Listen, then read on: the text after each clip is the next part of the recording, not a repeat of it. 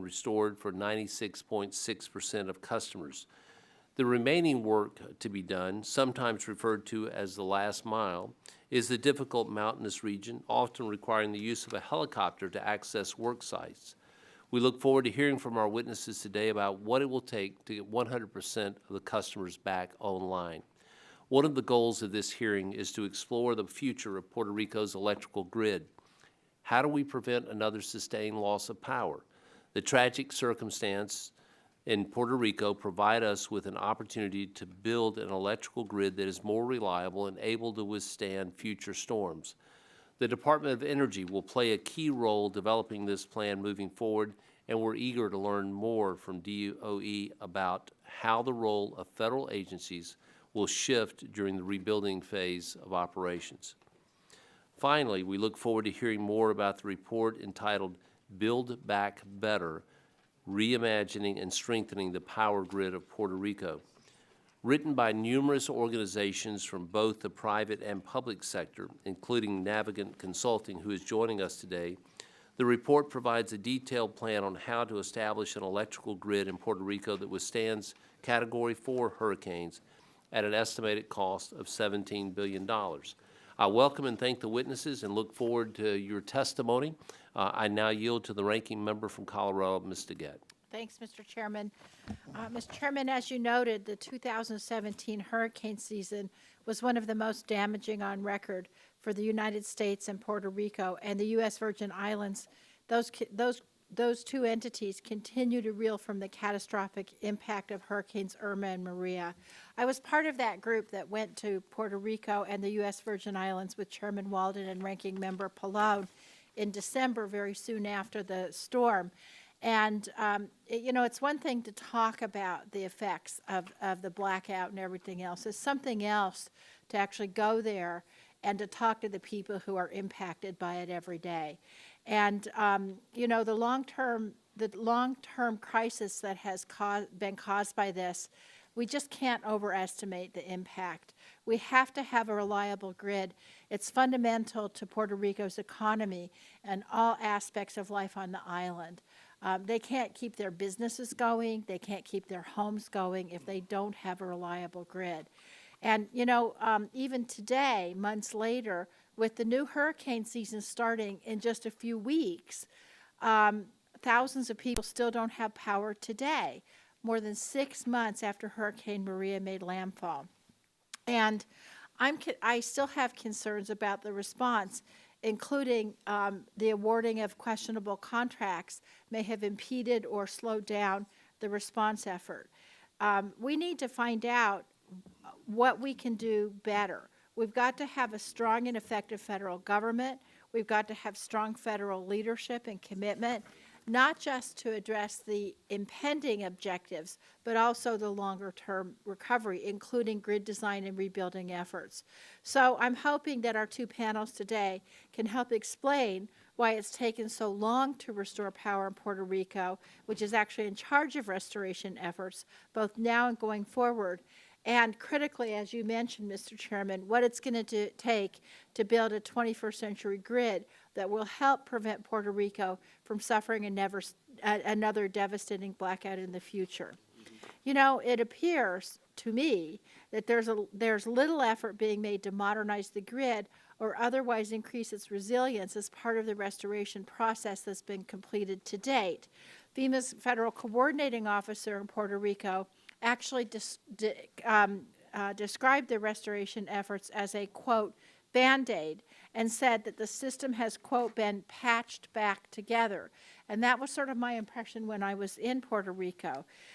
This situation does not call for a Band-Aid, but it requires building of a stronger and much more resilient grid.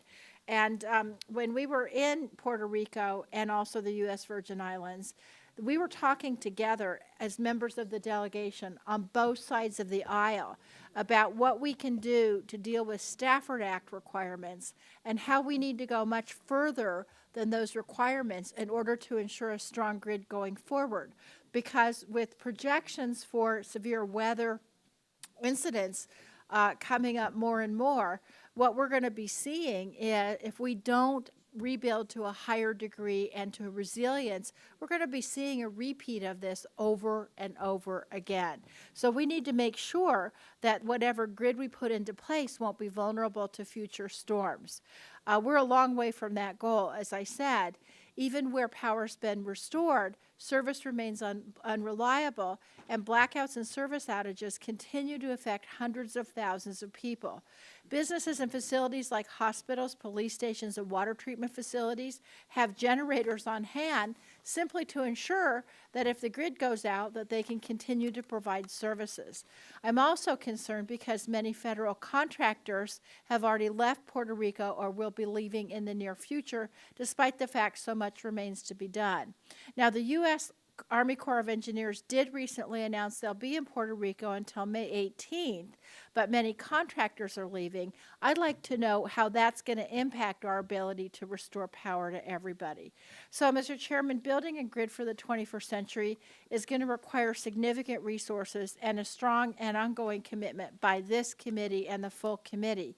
As we consider innovative ways to rebuild the grid, we've got to ensure that the process is transparent, and we also have to include consumer protections.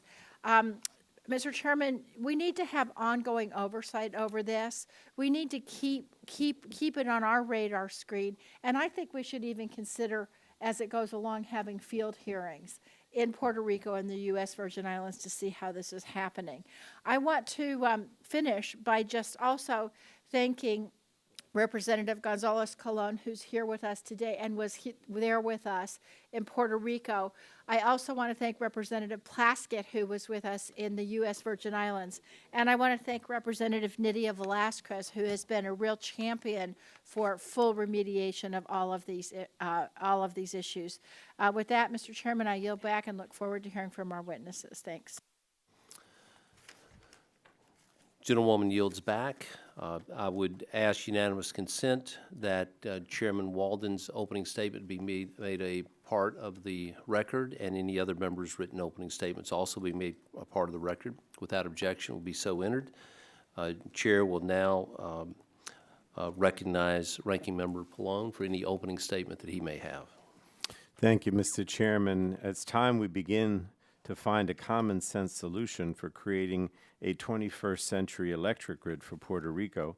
And as our ranking member, Mr. Getz, said, we witnessed the unprecedented destruction of the 2017 hurricane season when we traveled to Puerto Rico and the Virgin Islands with the committee.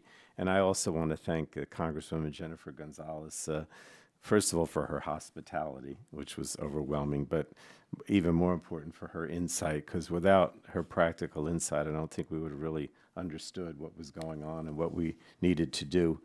On our trip, we saw the massive devastation to all aspects of life on the islands, including widespread damage to the electric grid in Puerto Rico, which in the immediate aftermath of the storms brought to a standstill any semblance of normal life or commerce on the island.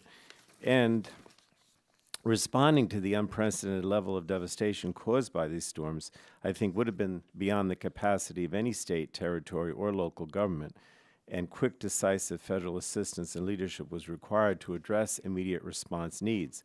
However, I think the people of Puerto Rico received a visit where the president, as I saw on TV, tossed some paper towels into the crowd and sent tweets that suggested a lack of commitment by him to the response effort. And I do think, criticize the Trump administration, because I do think they should have done more to ensure that those who remain without power in Puerto Rico over 6 months after Hurricanes Irma and Maria made landfall, that power should be restored as soon as possible, and this administration isn't doing enough. I'm also concerned that questionable contracts and contracting practices may have delayed or undermined the response effort. While restoring power quickly is the most urgent concern, significant improvements to Puerto Rico's electrical infrastructure will be needed to build a resilient and modernized grid in the wake of both hurricanes. And replacing, I want to stress this, replacing the old grid as it stood before the storms is going to cost a lot of money and do nothing to make electricity in Puerto Rico more reliable or affordable. There are going to be major storms in the future, and this old grid is simply not up to the task of withstanding these storms. So We may have a disagreement over technical strategies for building a more reliable and resilient grid, but I think that it has to be done, and hopefully this hearing will shed some light on how to do it so we're not relying or trying to restore the old grid. I also have serious concerns about how PREPA oversaw the effort to restore power in Puerto Rico, but also regarding how PREPA has managed, or more accurately mismanaged, the grid in Puerto Rico over the years. Even before last year's hurricanes, PREPA was $9 billion in debt, the electric grid was outdated, and customers on the island paid some of the highest electricity prices in the country. So as we consider ideas for strengthening Puerto Rico's grid, we must contemplate alternatives to PREPA for overseeing the rebuilding and operation. All ideas from direct privatization to creation of a new federal power marketing administration, and all proposals in between should be considered. So whatever road we go down, building a grid for the 21st century will require collaboration with the Puerto Rican government and the people, as well as a sustained federal commitment that extends beyond the completion of current power restoration efforts, and I pledge my support for that kind of a federal commitment, and hope that the witnesses will get us a better idea of how we can create a truly modernized grid, because that's what we need. I yield back. Gentleman yields back. Additionally, we also welcome non-Energy and Commerce Committee members who are with us today. Pursuant to House rules, members not on the committee are able to attend our hearings, but cannot ask questions.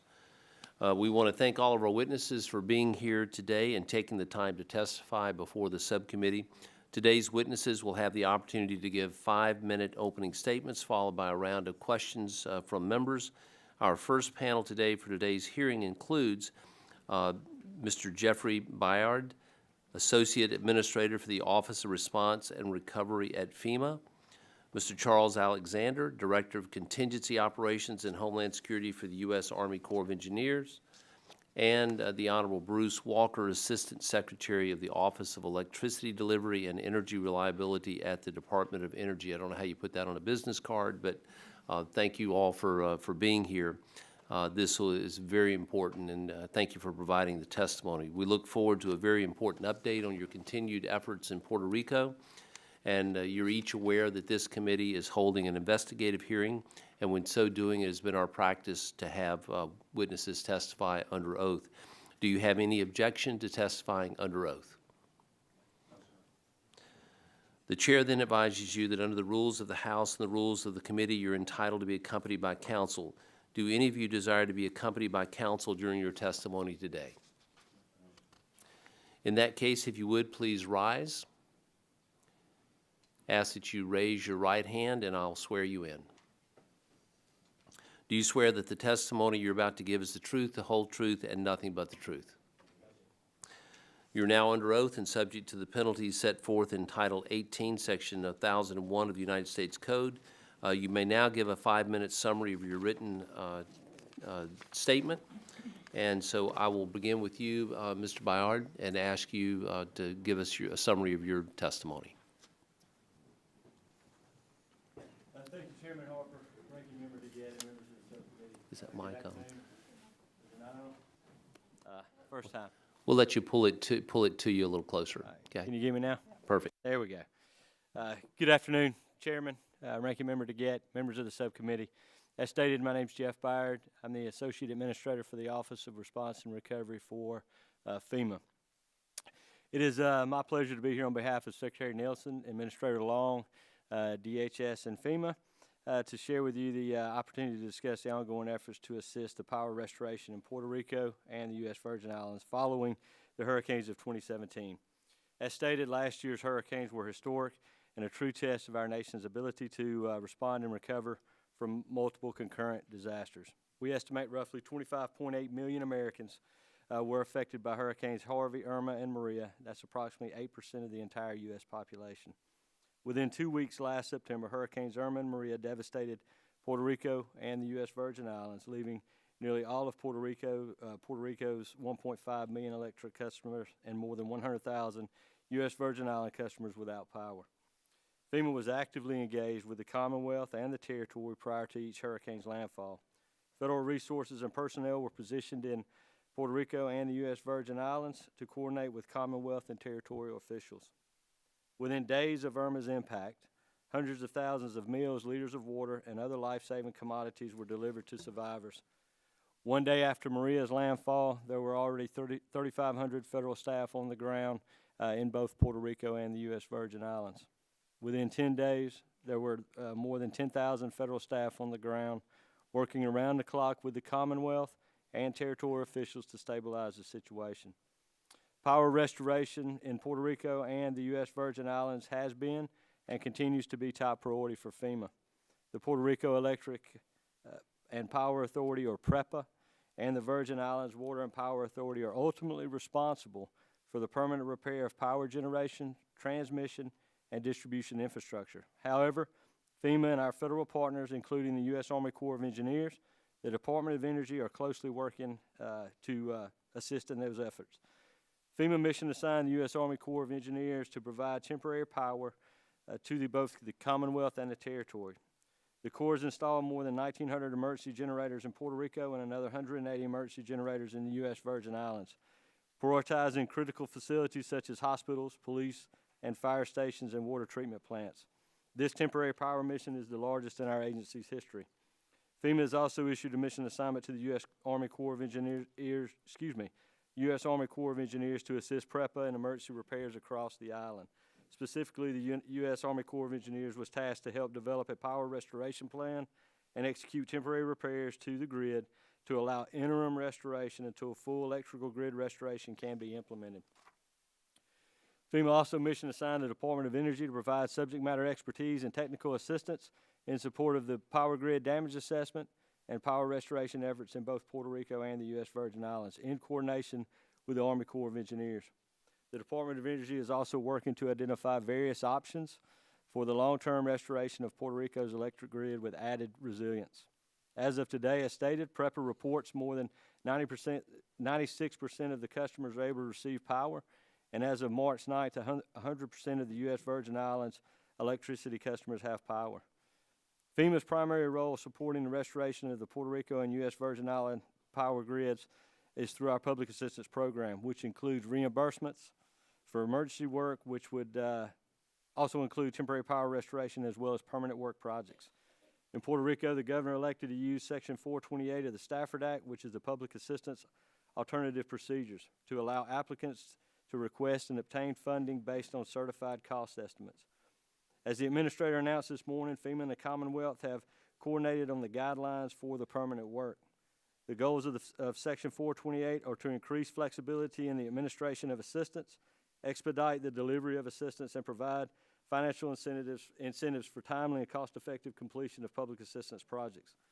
Once FEMA and the applicant agree on the damage assessment, scope of work, and estimated cost, a public assistance grant can be obligated.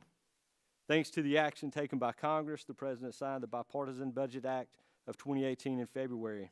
Under these authorities given to FEMA in this law, FEMA may provide funding in Puerto Rico and the U.S. Virgin Islands to rebuild damaged infrastructure without regard to its pre-disaster condition, and to fund replacement of components that were not damaged but necessary to upgrade the system to industry standards. These new authorities allow FEMA to help Puerto Rico build more resilient infrastructure that will better withstand future storms. The road to recovery will be a long one, but FEMA will continue to work with the Commonwealth and territorial partners, as well as Congress, throughout the recovery process. We will be in the impacted communities for as long as we are needed.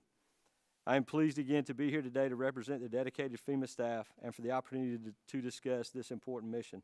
I'm happy to take any questions the subcommittee may have at this time. Thank you. Thank you very much. Next, we'll recognize Mr. Charles Alexander, Jr., Director, Contingency Operations and Homeland Security Headquarters, Army Corps of Engineers. Thank you, sir. Thank you, Chairman Harper, Ranking Member DeGette, and distinguished members of the subcommittee. Thank you for the opportunity to testify before you today. It's also good to see several of you that I accompanied on your congressional delegation down to Puerto Rico. When you have a chance to get down there again, while we still have a lot to do, you will see we've come a long way. The Corps conducts emergency response activities under two basic authorities, the Stafford Act and Public Law 8499. Under the Stafford Act and the National Response Framework, we support FEMA as the lead federal agency for Emergency Support Function 3, Public Works and Engineering. ESF 3 provides for temporary emergency power, temporary roofing, debris management, infrastructure assessment, critical public facility restoration and temporary housing. Under PL 8499, we plan, we prepare for, and recover from disasters in coordination with local, state, and federal partners. When disasters occur, Corps teams and other resources are mobilized from across the command to assist the local office with their response to the event. As part of this mission, the Corps has more than 50 specially trained teams supported by emergency contracts, which perform the wide range of ESF-3 support missions. The Corps uses these pre-awarded contracts so they could be quickly activated for missions such as debris removal, temporary roofing, and generator installation. This past year, the Corps has supported FEMA, led federal responses and recovery operations in support of multiple events, including wildfires in California and Hurricanes Harvey, Irma, and Maria. The Corps was given 47 Hurricane Irma-related mission assignments at $181 million and 42 Hurricane Maria-related mission assignments at $3.4 billion by FEMA.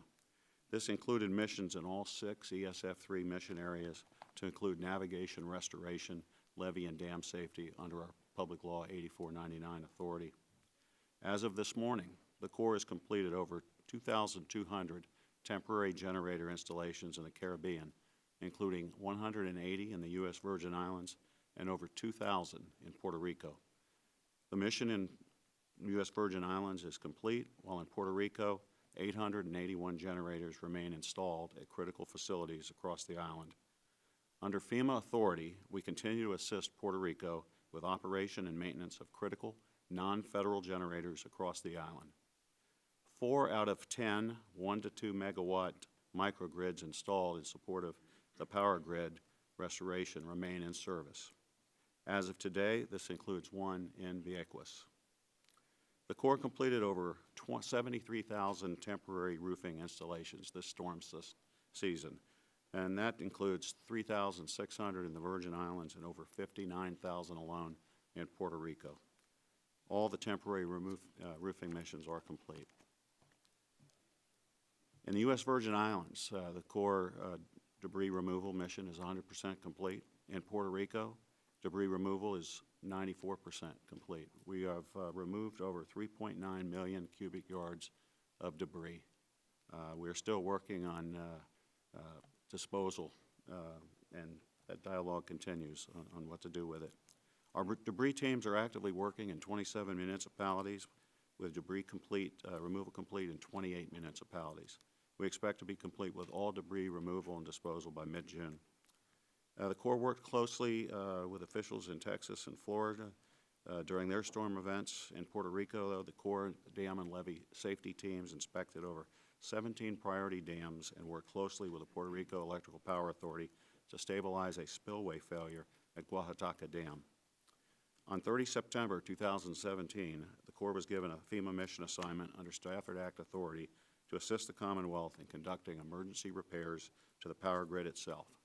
Unlike our ESF-3 mission areas, the Corps did not have pre-awarded contracts to use for this effort. Instead, we competitively awarded contracts for temporary power generation, line repair, and logistics support and transportation. This included acquiring over $240 million in materials critical to the restoration effort, many with unique specifications to Puerto Rico alone.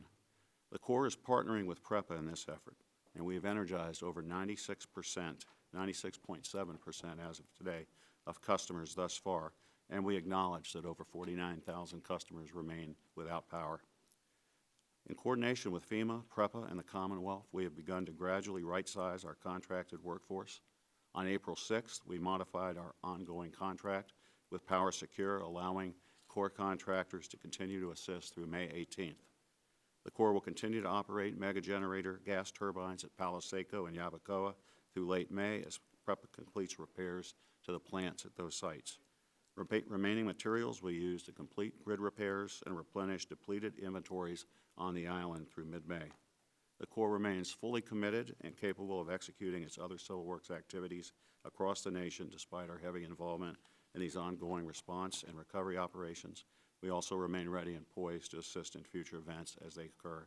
This concludes my testimony. I look forward to answering any questions you may have. Thank you. Thank you, Mr. Alexander. Chair will now recognize the Honorable Bruce Walker, Assistant Secretary, Office of Electricity Delivery and Energy Reliability in the Department of Energy. Welcome. You have Thank you, 5 Chairman. minutes. And I would note, I think Mr. Alexander's title is just a little longer than mine. They both need a little work on the business card side. so- Absolutely. Thank you, Chairman Harper. Chairman Harper, Ranking Member DeGette, and distinguished members of this subcommittee, I appreciate the opportunity to participate in this update on the restoration and recovery of Puerto Rico's electric infrastructure. Upon being sworn into my current job as the Assistant Secretary for the Office of Electricity last fall, my first order of business was to travel to Puerto Rico and the U.S. Virgin Islands. During my 2 weeks in Puerto Rico and USVI, I was able to gain firsthand experience about how DOE could best assist in the emergency restoration and the following recovery efforts. The Office of Electricity is responsible for providing energy-related expertise to FEMA, interagency partners, and the administration as part of DOE's emergency response activities. DOE serves as the coordinating agency for Emergency Support Function 12, Energy, ESF 12, under the National Response Framework. In addition, DOE is the primary agency for the Infrastructure Systems Recovery Support Function under the National Disaster Recovery Framework. As the lead for ESF 12, DOE is responsible for providing information and analysis about energy disruptions and for helping to facilitate the restoration of damaged energy infrastructure. The mission of the Office of Electricity is to develop innovative, cutting-edge solutions and strategies to ensure that our nation's critical energy infrastructure necessary for national security are secure. In order to fulfill this mission, DOE leverages the technical capabilities of the national laboratories and partnerships with key private stakeholders to focus on early-stage research and transformative projects. It is this type of assistance the Department has provided and will continue to provide to Puerto Rico as it restores and improves its electric infrastructure. Over the course of the 2017 hurricane season, the Department has provided personnel to support National Response Coordination Center and several regional response coordination centers in support of FEMA's response operations. These included bilingual public information personnel to provide life safety and life-sustaining communications and subject matter expertise as part of FEMA's incident management assistance teams. Likewise, we provided subject matter experts to the Army Corps from our Power Marketing Administration utilities, and we sent line workers and equipment from our Western Area Power Administration to assist with the efforts on the ground in USVI. DOE continues to maintain close coordination with FEMA, and 3 subject matter experts from our Power Marketing Administration remain deployed to provide technical support to the Army Corps with restoration planning, cost estimates, validation, and quality assurance. DOE also continues to have a responder deployed under the National Disaster Recovery Framework to support FEMA recovery activities and to coordinate with industry about mutual assistance to support restoration efforts. Long-term recovery efforts will continue in the months and years to come, and DOE will work in partnership with Puerto Rico Electric Power Authority, PREPA, as they decide on the best path forward for the island's electric infrastructure. In fact, just last night, I spoke at length with Walt Higgins, PREPA's new CEO. We discussed his vision and the opportunities for DOE to assist in that effort as we transition into the recovery phase. I applaud the Board of Directors' decision to bring Mr. Higgins on board and look forward to working with him and his team. Additionally, DOE continues to work with stakeholders such as the Puerto Rico Oversight Management and Economic Stability Board, PROMESA, the Puerto Rico Industrial Development Company, PRIDCO, and PREPA's Transformation Advisory Council, the TAC Board, to ensure their priorities and concerns are incorporated into all aspects of our work. During my meeting last week with several TAC members, we had a very open and productive dialogue that will further inform DOE's efforts to provide technical assistance to PREPA in the recovery efforts. DOE will continue to leverage and capitalize on the investments made at our national laboratories in grid technology research, development, and deployment. One endeavor we are pursuing is to increase the resilience of Puerto Rico's electric infrastructure through leading-edge grid modeling. This modeling will provide technical insight into the resiliency objectives, allowing for coordination and communication of potential solutions across stakeholder groups. More importantly for the future, the modeling will enable interdependency analysis of critical infrastructure, highlight operational next worst scenarios, and facilitate contingency planning for investments and operational maintenance. Working in partnership with FEMA and the Department of Housing and Urban Development, this project will allow us to work with PREPA as they plan future investments and determine where financial resources will be optimized.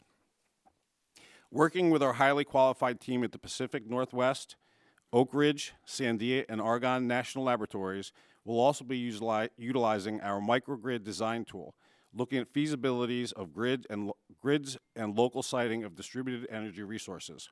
There will also be a focus on the potential utilization of microgrids around industrial sites due to the important role they play in the economy. DOE is working in partnership with a variety of stakeholders to ensure long-term recovery efforts are conducted with input from a wide range of parties. Recently, Secretary Perry and I met with Mississippi Governor Phil Bryant, the current chairman of the Southern States Energy Board. We met to discuss opportunities for SSEB to work with the governor and the legislature of Puerto Rico to establish a reliable, affordable, and sustainable electric energy grid, and to develop a policy and legal framework to provide a regulatory process for privatization.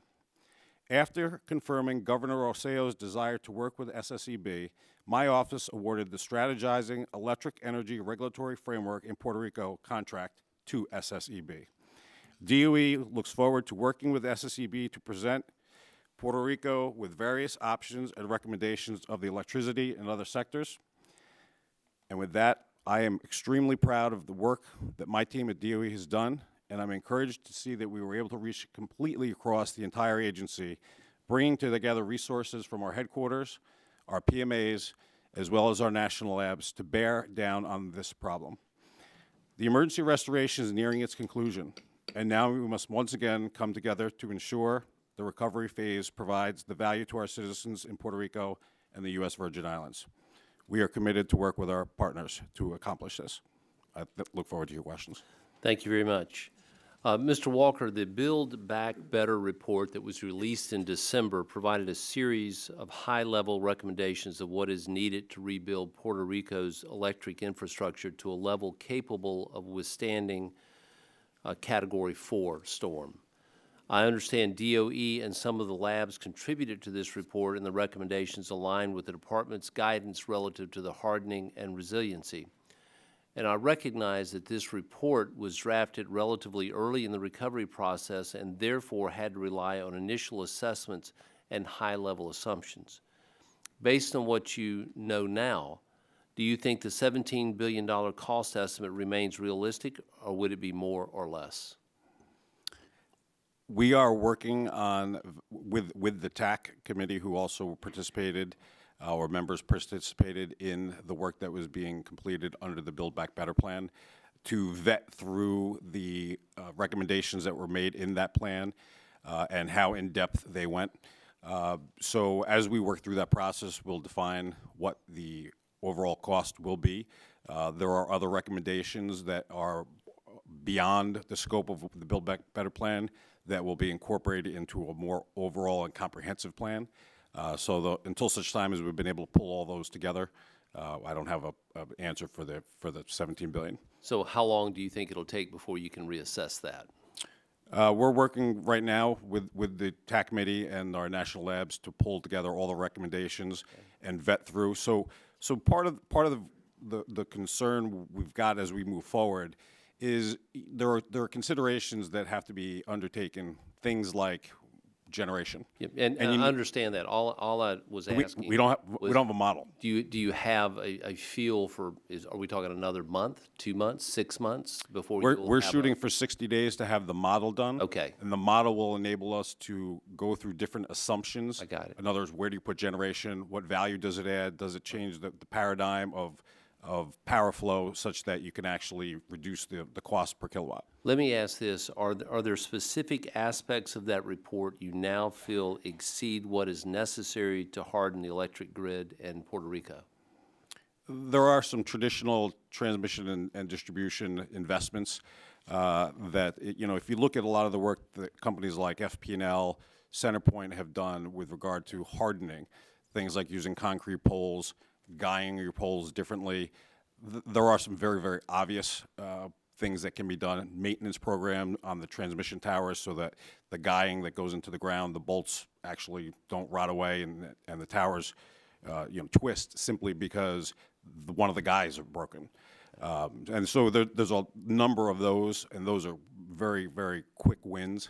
But recognizing there's a lot of infrastructure on a 3,500 square mile island, you've got to go through a lot of poles to do the maintenance, evaluate them, change them out, and do the things necessary to undertake that. Thank you. Mr. Byard, last year, FEMA tasked the Army Corps of Engineers with restoring power in Puerto Rico, as you know. That mission assignment ends May the 18th of 2018.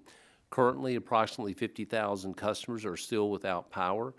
Why is the Army Corps' role ending, even though everyone may not have power on May 18th, and who made that decision?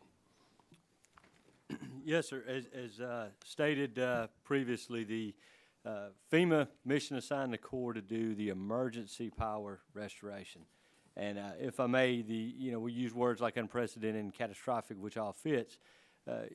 Earthquakes such as Northridge, Andrew, Katrina, major storms, we've never had to rebuild the entire state, or in this case, Commonwealth's infrastructure when it relates to power. We're rebuilding basically the entire thing, or the rebuild will be. So the emergency power mission is there to provide that temporary power. It is not the end state of what the grid will look like. We traditionally, and working with PREPA through the Unified Command Group, a very unified effort. These are not one agency's going down different paths. It's coordinated through the Joint Field Office. We are at 95, 96% complete with that mission assignment. The remaining 5% or 2 to 5% is that difficult last mile, the mountainous terrain. So, ending the mission of the Corps, first and foremost, we do that. We extended it based on a request from the governor. We want to transition that to PREPA because that's a good stage in recovery. Sure. In any operation, regardless if it's the Commonwealth or Texas or you pick a state, right. It's better for them to start leading that recovery, their recovery efforts. That doesn't mean we're leaving. That doesn't mean the Unified Command Group's, disbanding. There is a lot of work that will continue to go on. My time has expired. I'll now recognize Ranking Member DeGette for 5 minutes for questions. Well, I must say I appreciate all of your agency's efforts. I do think it was a very, very devastating situation in both of these locations, but we're talking about Puerto Rico here. And I appreciate the efforts, but the fact remains that we still have 50,000 American citizens who don't have power. And there's a great deal of work that everybody agrees we need to do to improve the resiliency of the grid. With hurricane season starting up again, as I mentioned, in just a few months, less than a few months. And so I know, Mr. Byard, you talked to the chairman a little bit about how the division of responsibilities has happened. But what I'm wondering, maybe Mr. Alexander, you can talk to me about what transition efforts are underway as part of the Army Corps' responsible drawdown, and if any of you can tell me what we're going to do to get this power restored to these 50,000 people. That's the most urgent thing. And these are, we'll all stipulate, these are the people in the most remote and difficult areas of the island, but they still are without power. I don't know who wants to talk about that. I'll give it a shot, ma'am. We began what we called an orderly drawdown previously with mission assignment for Power Secure's work was going to end, I think, on 6 or 7 April. Fluor was our large contractor. Their period of performance ended. There was no additional money to keep them under contract, so that they have redeployed, demobilized.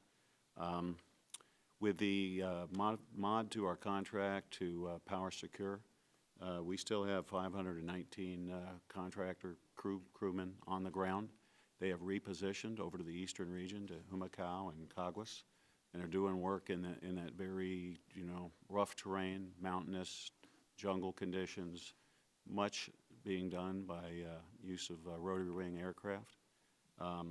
PREPA, though, they still have significant resources in play. They've got over 800 personnel, and their contractor, Cobra, has an additional 600 plus as well. So is the concept that PREPA is going to be the agency that's going to finish the last, the restoration of power to that last 50,000 citizens? That's the path we're headed down to, ma'am, but we are going to get as much done between now and 18 May. PREPA. Do you have excuse me, do you have an estimate of how many people's power will be restored by then? The May 18th? Ma'am, our goal is 100%. Well, do you think you can reach that goal by May 18th? We're going to do our best. Material is no longer a limiting factor. It was for quite some time. Well, let us know what we can do to help, because we feel quite strongly about that. I just want to quickly, Mr. Byard, talk to you. I understand the permanent work has not yet started in Puerto Rico. Is that correct? Yes, ma'am. Okay. And I also understand that this morning Administrator Long announced procedures for funding the permanent work. Is that right? Yes, ma'am. Now, here's the thing I'm concerned about with that. I've got a copy of that, which we just got this morning. Here's the guide for permanent work. And here's what I'm concerned about is that it says here it's a 90% federal cost share, which I assume that they're saying Puerto Rico is going to pay 10%. Well, I don't see where Puerto Rico is going to get that 10%. Perhaps you can tell me where they might be able to get it. Well, the Commonwealth has access to, as just noted. I don't know the figures, and I don't want to speak necessarily for the the workings of it, but $20 billion, I believe it was, from HUD. They have access to community disaster loans upwards of $1 billion. But what I can speak to is the permanent reconstruction and the unique opportunity that we have. And when I say we in this, it's not FEMA, it's collectively with the Commonwealth. So what the 428 program will allow us to do, coupled with the Bipartisan Budget Act, is look at the permanent reconstruction. And improving it. But yes. But if you can have the agency please supplement your responses to give us some better sense of By the law that guides us, the Stafford Act, we do not have the authority to increase the federal cost share over 90%. So you That's think it's the Stafford Act that's with the 10%? The Stafford Act, it guides how far we and can. the Stafford Act says 10%. The Stafford Act allows us to increase to a 90% if. Right, but not beyond the 90%. 100%. So you think it'd take an act of Congress Yes, to ma'am. fix that? Thank you very much. That's very helpful. Now recognize the gentlelady of Indiana, Ms. Brooks, for 5 minutes. Thank you, Mr. Chairman, and thank you so much for holding this really important hearing. We certainly, and although some of us haven't yet been to Puerto Rico, we certainly hear from constituents who have families still there, and we've certainly read a lot in the media and as well. I want to thank our colleague, Representative Gonzalez-Colon, for sharing with us on a regular basis what's happening. As a matter of fact, I recall when we were all headed home for the holidays, she shared with us that she did not have power yet when she was heading home for the Christmas break. And that had been a couple of months. I believe you have power now. I believe she has power now, but obviously 50,000 constituents do not. And I happened to fly out yesterday with the head of Duke from Indiana, and we had Duke sent a number of people to the island, but yet the challenges they experienced had to do with equipment, as I understand, getting equipment. And can all of you kind of share with us what have we done in preparation either for the next hurricane, or what kind of plans do we now have in place to get equipment there for these contractors who have gone in, for companies that have gone in to help to make sure that we have a new plan, because the plan we had was incredibly frustrating and was very difficult because of the problems with it being an island and with it being, who would like to start? I'll gladly take so ma'am, what we do know is that our ability to do logistics for an island has increased, and it's increased, by the capacity we've been doing it. So what we've done at FEMA, and as attested to here on the panel, we know where the emergency generation needs to be. We know where the generators are. We have the ability to ensure, again, all of us want a resilient grid. All of us want the power to be 100% restored and stronger than ever by hurricane season. That's not going to happen. And so what we have to do is prioritize, again, the hospitals, fire stations, police stations, those critical nodes that are truly life safety after the event, and we've done that. The other thing that we've done is we have a large contingent of federal resources on the ground in lieu of personnel. The Joint Field Office, made up of the agencies represented here and more. We've also, FEMA's also, currently just under 1,500 local hires, Puerto Ricans. I think the largest single employer on the island is 1,600. So we have a footprint. We have a means to move commodities in through our contracting with our barge, and we've gotten smart about how to do that and how to source those nodes. The other thing, if I may, is our now strong and continuing strengthened relationship with the critical sector or the private sector, the communications sector, the power sector, and those that now we know we have to better synchronize with and understand what that means to move, Verizon in, because 86% of the Puerto Ricans are on cell phones. These are the things that we traditionally don't, but we know now. We're smart now. Have there been any federal restrictions, whether it's regarding wilderness or land use, anything that has impeded your rebuilding efforts? Any of you? Have there been any, have you encountered any federal laws or federal restrictions that have impeded your progress? I'm taking that as a no. Ma'am, the only thing I can think of actually is environmental considerations with respect to debris reduction. So that is a current, you mentioned the massive amount of debris, and so what is that? You now have millions of acres of debris. It's been a challenge to reduce, and chip that amount of debris that's collected. Efforts to accelerate disposal through air curtain incineration have not gained traction. Environmental concerns on both Puerto Rico and in the U.S. Virgin Islands. And we're still waiting ultimately on disposition of where all this debris is going to go. Literally, particularly in the Virgin Islands, they have limited capacity to hold much more. That's the biggest challenge. What are the options right now being considered? There's options up to and including actually by sea taking this debris to several companies that have offered, countries that have offered to take it and have a means to reduce it or use it in a purposeful fashion. Okay. Thank you for your efforts. If I may add one thing, Congresswoman. The Stafford Act doesn't contemplate rebuilding, as it's written, an electric system. And by virtue of the way the Stafford Act's written, it contemplates things being put back the way they were. That's not the way an electric system is typically, or it's not the way it's restored during an emergency. There are NESC codes that are required to be followed by utility workers, and when you're in an emergency, unless you absolutely can't follow it, when you set poles and you run wire, you follow that National Electric Safety Code. That's not contemplated in the law. And, as we look at that Stafford Act moving forward, looking at different types of disasters, particularly as they relate in the energy sector, I think there's a number of significant improvements we can make in contemplation of future events and having to utilize the Stafford Act again. Thank you. We would look forward to receiving your recommendations on those improvements. I yield back. Thank the gentlelady. Now recognize the gentlelady of Florida, Ms. Castor, for 5 minutes. Oh, okay.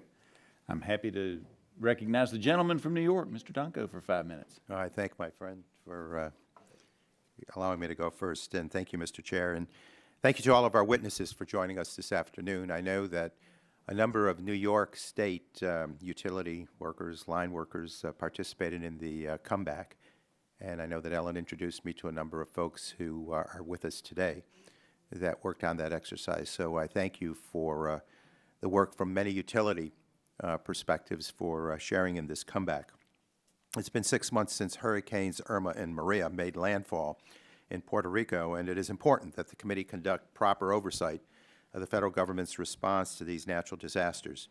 I would like to take a few minutes to turn our attention to the federal government's role in the Commonwealth's long-term recovery.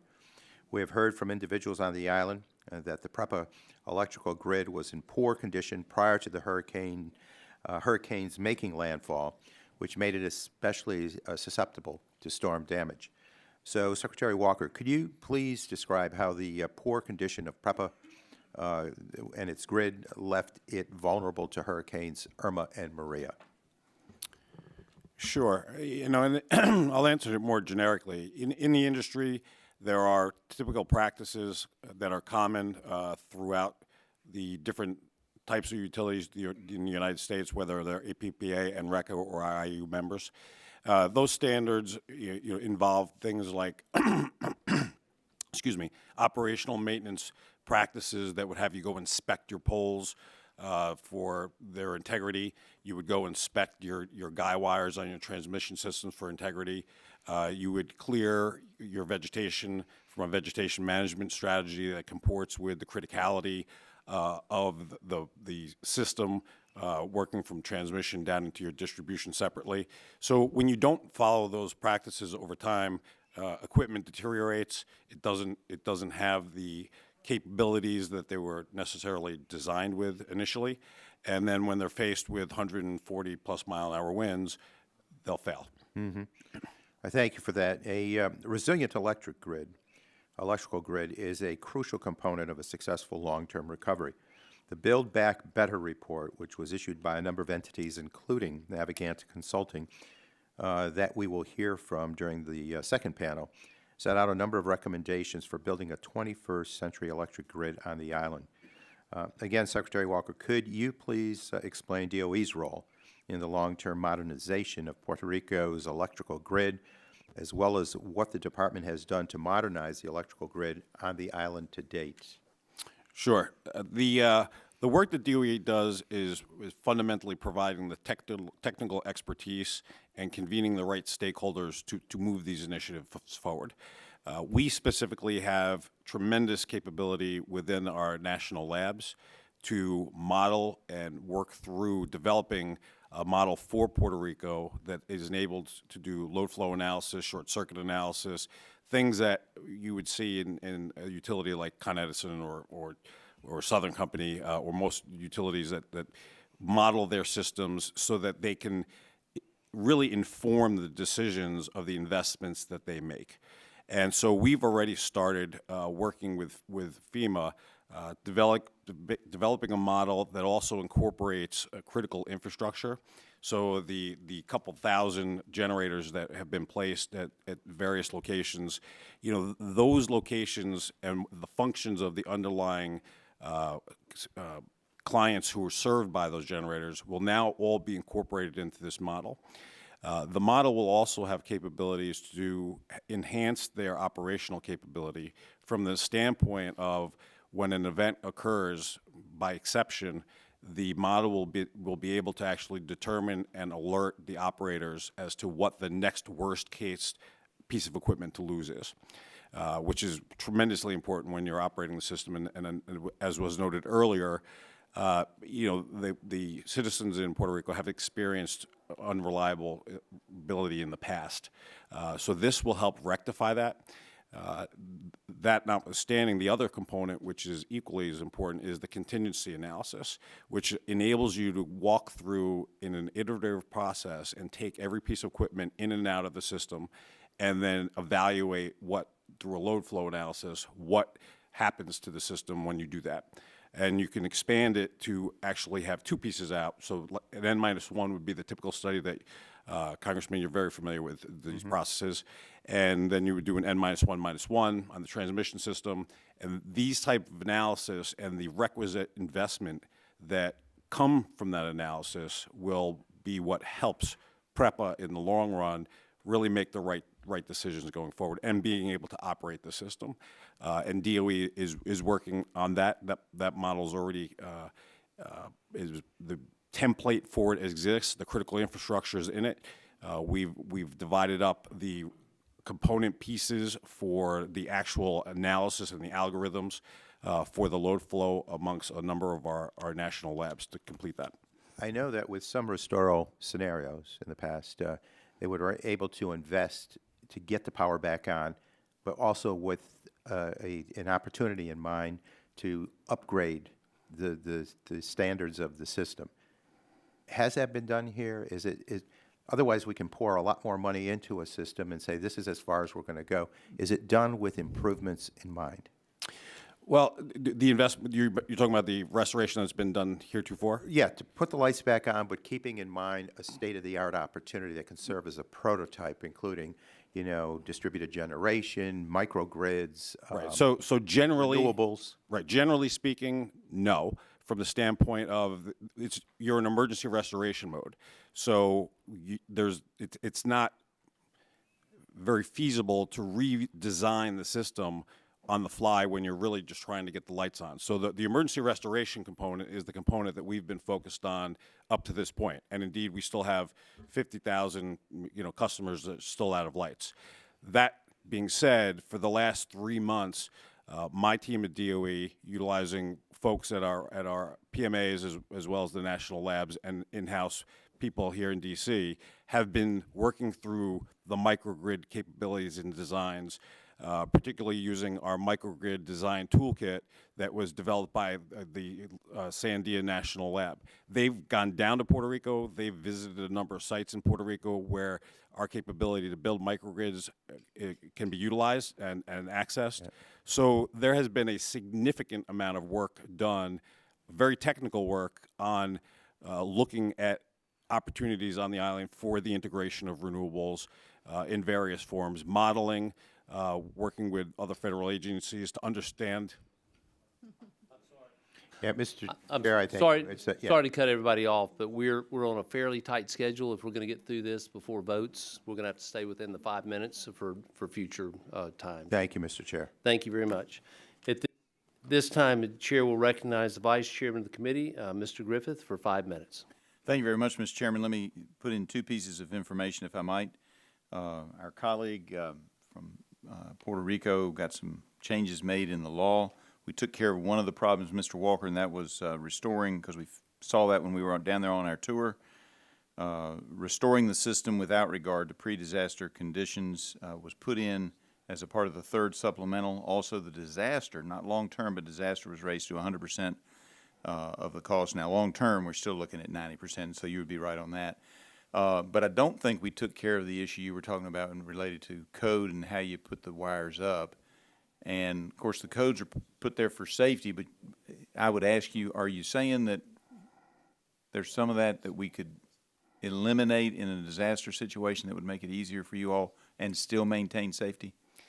I'm familiar with the language that came out through the supplement, and I think it's narrowly scoped. And I think as we consider the different types of emergencies that we have in the energy sector, so it's not only the electric component, it's the gas, it's the petroleum pipelines, it's the terminal ports, it's the LNG sites that we've got. As we consider those things going forward, I think that language needs to be expanded, and I'm happy to provide potential edits to this committee for consideration. And let me say we would love to see those suggestions and so forth, because as you might have been able to tell from the questioning, all of us on both sides of the aisle want to try to help these areas that were so devastated in the islands. I appreciate that opportunity. Mr. Alexander, good to see you again. Did you have something else you wanted to add? Yes, sir. If I may, while not the long-term resilient grid that we know we all need, the grid that we're restoring today is going to be in much better condition than the grid that was there in last August. We are repairing lines and to code. Those crews would not work any less standard for life, health, safety, and legal reasons. There are new transmission and distribution lines. There are new lattice towers. There are new poles.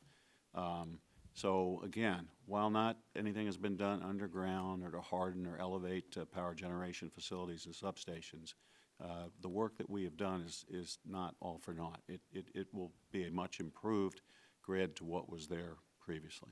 And I'll open it up. I'm going to have a series of questions on microgrids, and I'll open it up to anybody. I had them drafted for Mr. Walker, but I actually am a big fan of microgrids, maybe more as a part of a mesh, but so that if there is a disaster, you can break that part out and still have functionality. So that being said, I know that a lot were used. That's correct, isn't it? The microgrids concept was used a lot in the restoration, at least getting things going. Isn't that correct, Mr. That is correct. Sir, we put 10 in place, 4 still in operation. And so how are these sites selected, and are these envisioned as permanent solutions? And keep in mind that maybe these aren't, but I think microgrids maybe ought to be a part of the long-term solution, because we're going to get more storms, and we might need to have those parts that can break out and be independent when needed. I'll take the DOE absolutely believes that microgrids have an opportunity to play a strategic part here, as well as in other parts of the country.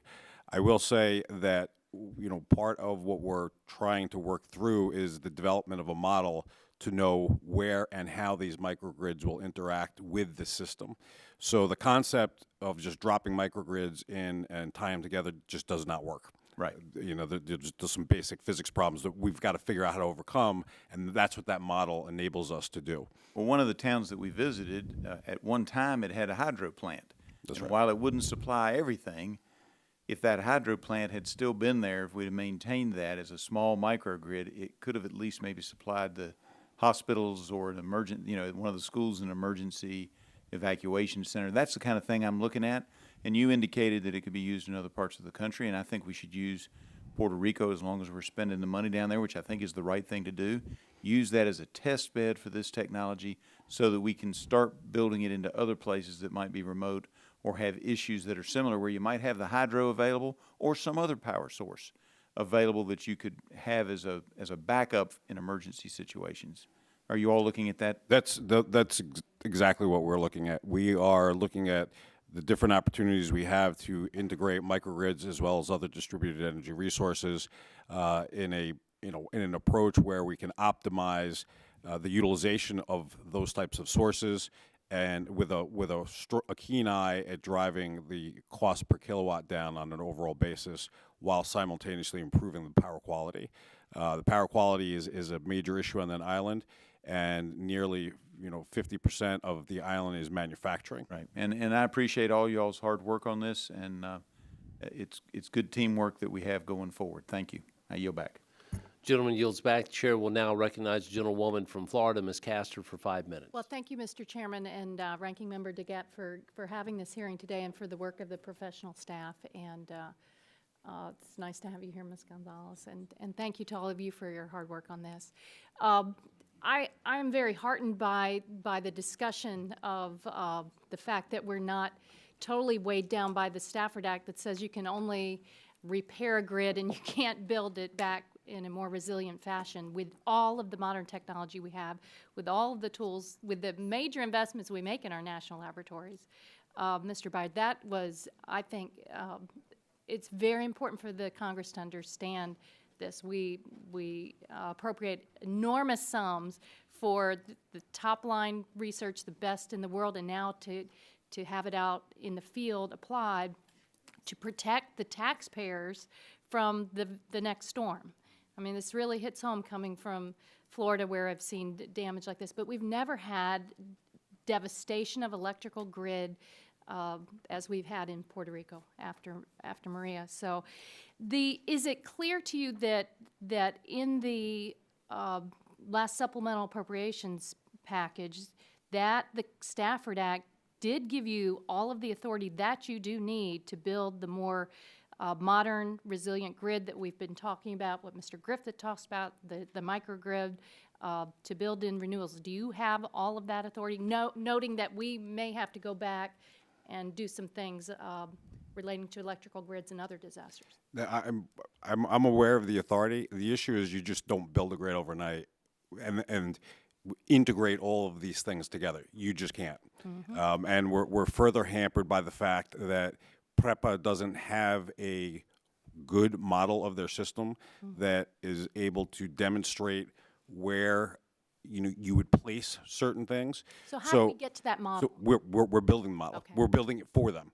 All But it's a model that they would normally have. And So that's a model that's going to incorporate renewable energy and also improve resiliency, so we don't get into the same issues of importing a lot of fuel as well? well, those are a couple of questions mixed in, but the model will enable us to answer some questions like, where do I put generation? Or do I need to replace generation? There's about 5,600 megawatts of nameplate generation on the island. The peak load is roughly around 2,500 megawatts. Most of the generation is in the south. Most of the load pocket is up in north in the San Juan. They've got reactive power flow issues So that before the the model would illustrate. Before the storms, renewable sources generated a mere 2.4% of the island's electricity, and many of the renewable energy facilities that did exist on the island were damaged. And this really gives us a fantastic opportunity, working with the national labs.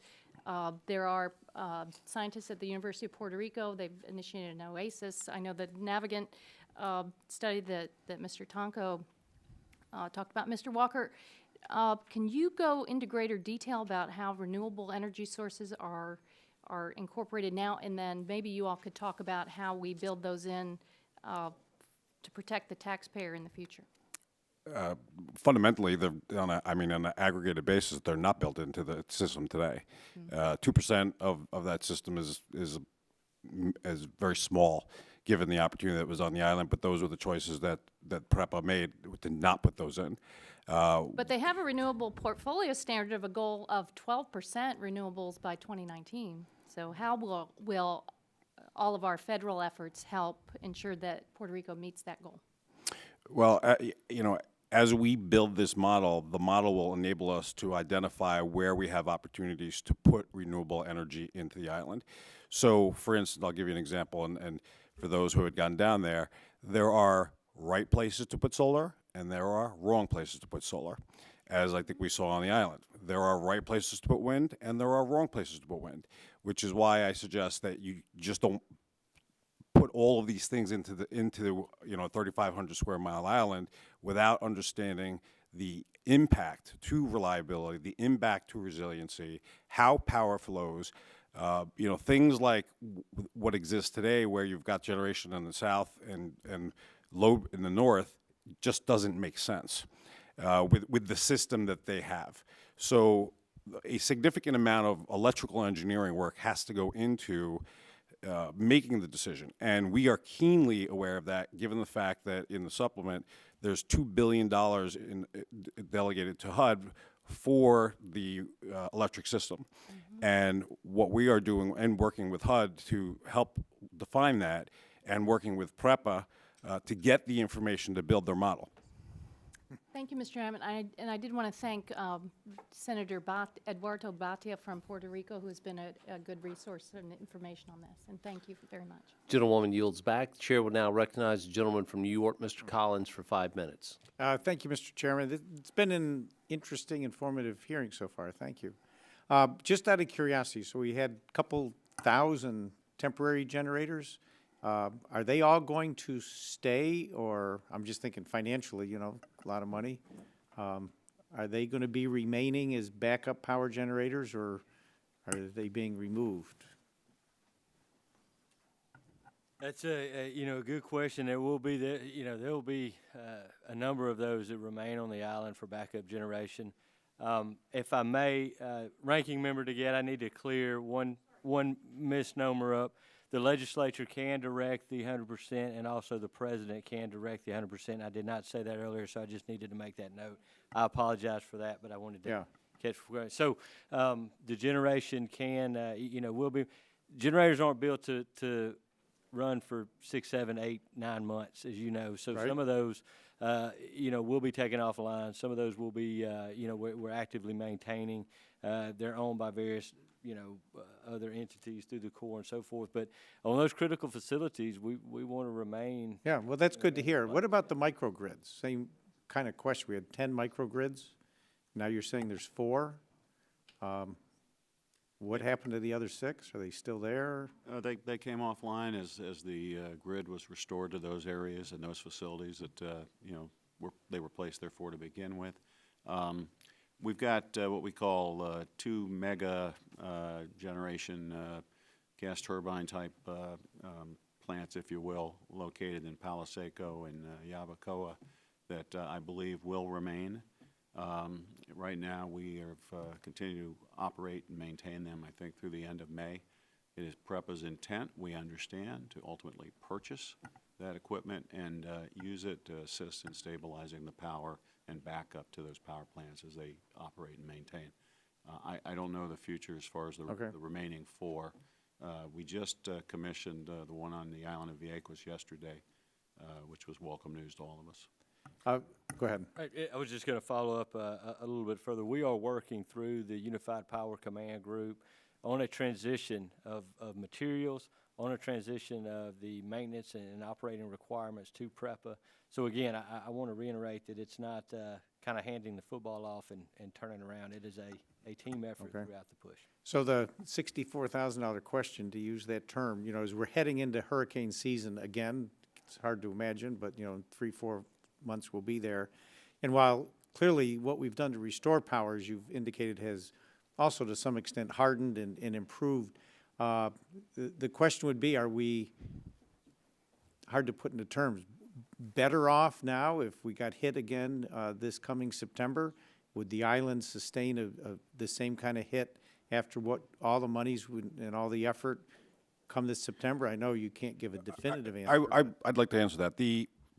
Number one, I'd like to point to Mr. Alexander's comment regarding the 50 megawatts of generation that are in Yabacoa and 50 megawatts of generation in Palo Seco. Both of those alone changed the dynamics of the system. Part of the slow restoration of the system early on was the lack of generation in Palo Seco. So it's one of the plants that they didn't maintain the way they should have, and 550 megawatts is offline. So that alone, and again, Yabacoa being on the south eastern portion of the island, becomes a critical component. So just having those 200 megawatts of generation is very significant from operating the system perspective. And then the fact that things were built back where they could be to NSC, National Electric Safety Code, is important because that increases the resiliency as well. I think that's the kind of answer we were kind of hoping for. We don't want to face this again this year, next year, the following year. And we'd like to think, as you're now indicating, we are better prepared. Certainly from Puerto Rico's standpoint, if we get hit again, we want to be back up a lot sooner. Is that right? Yep, there we go. Anyway, thank you all for what you've done. I think it was a situation we've never seen before and hope to not see again. But thank you for all your efforts. I yield back. Gentleman yields back. The chair will now recognize the gentleman from California, Mr. Reeves, for 5 minutes.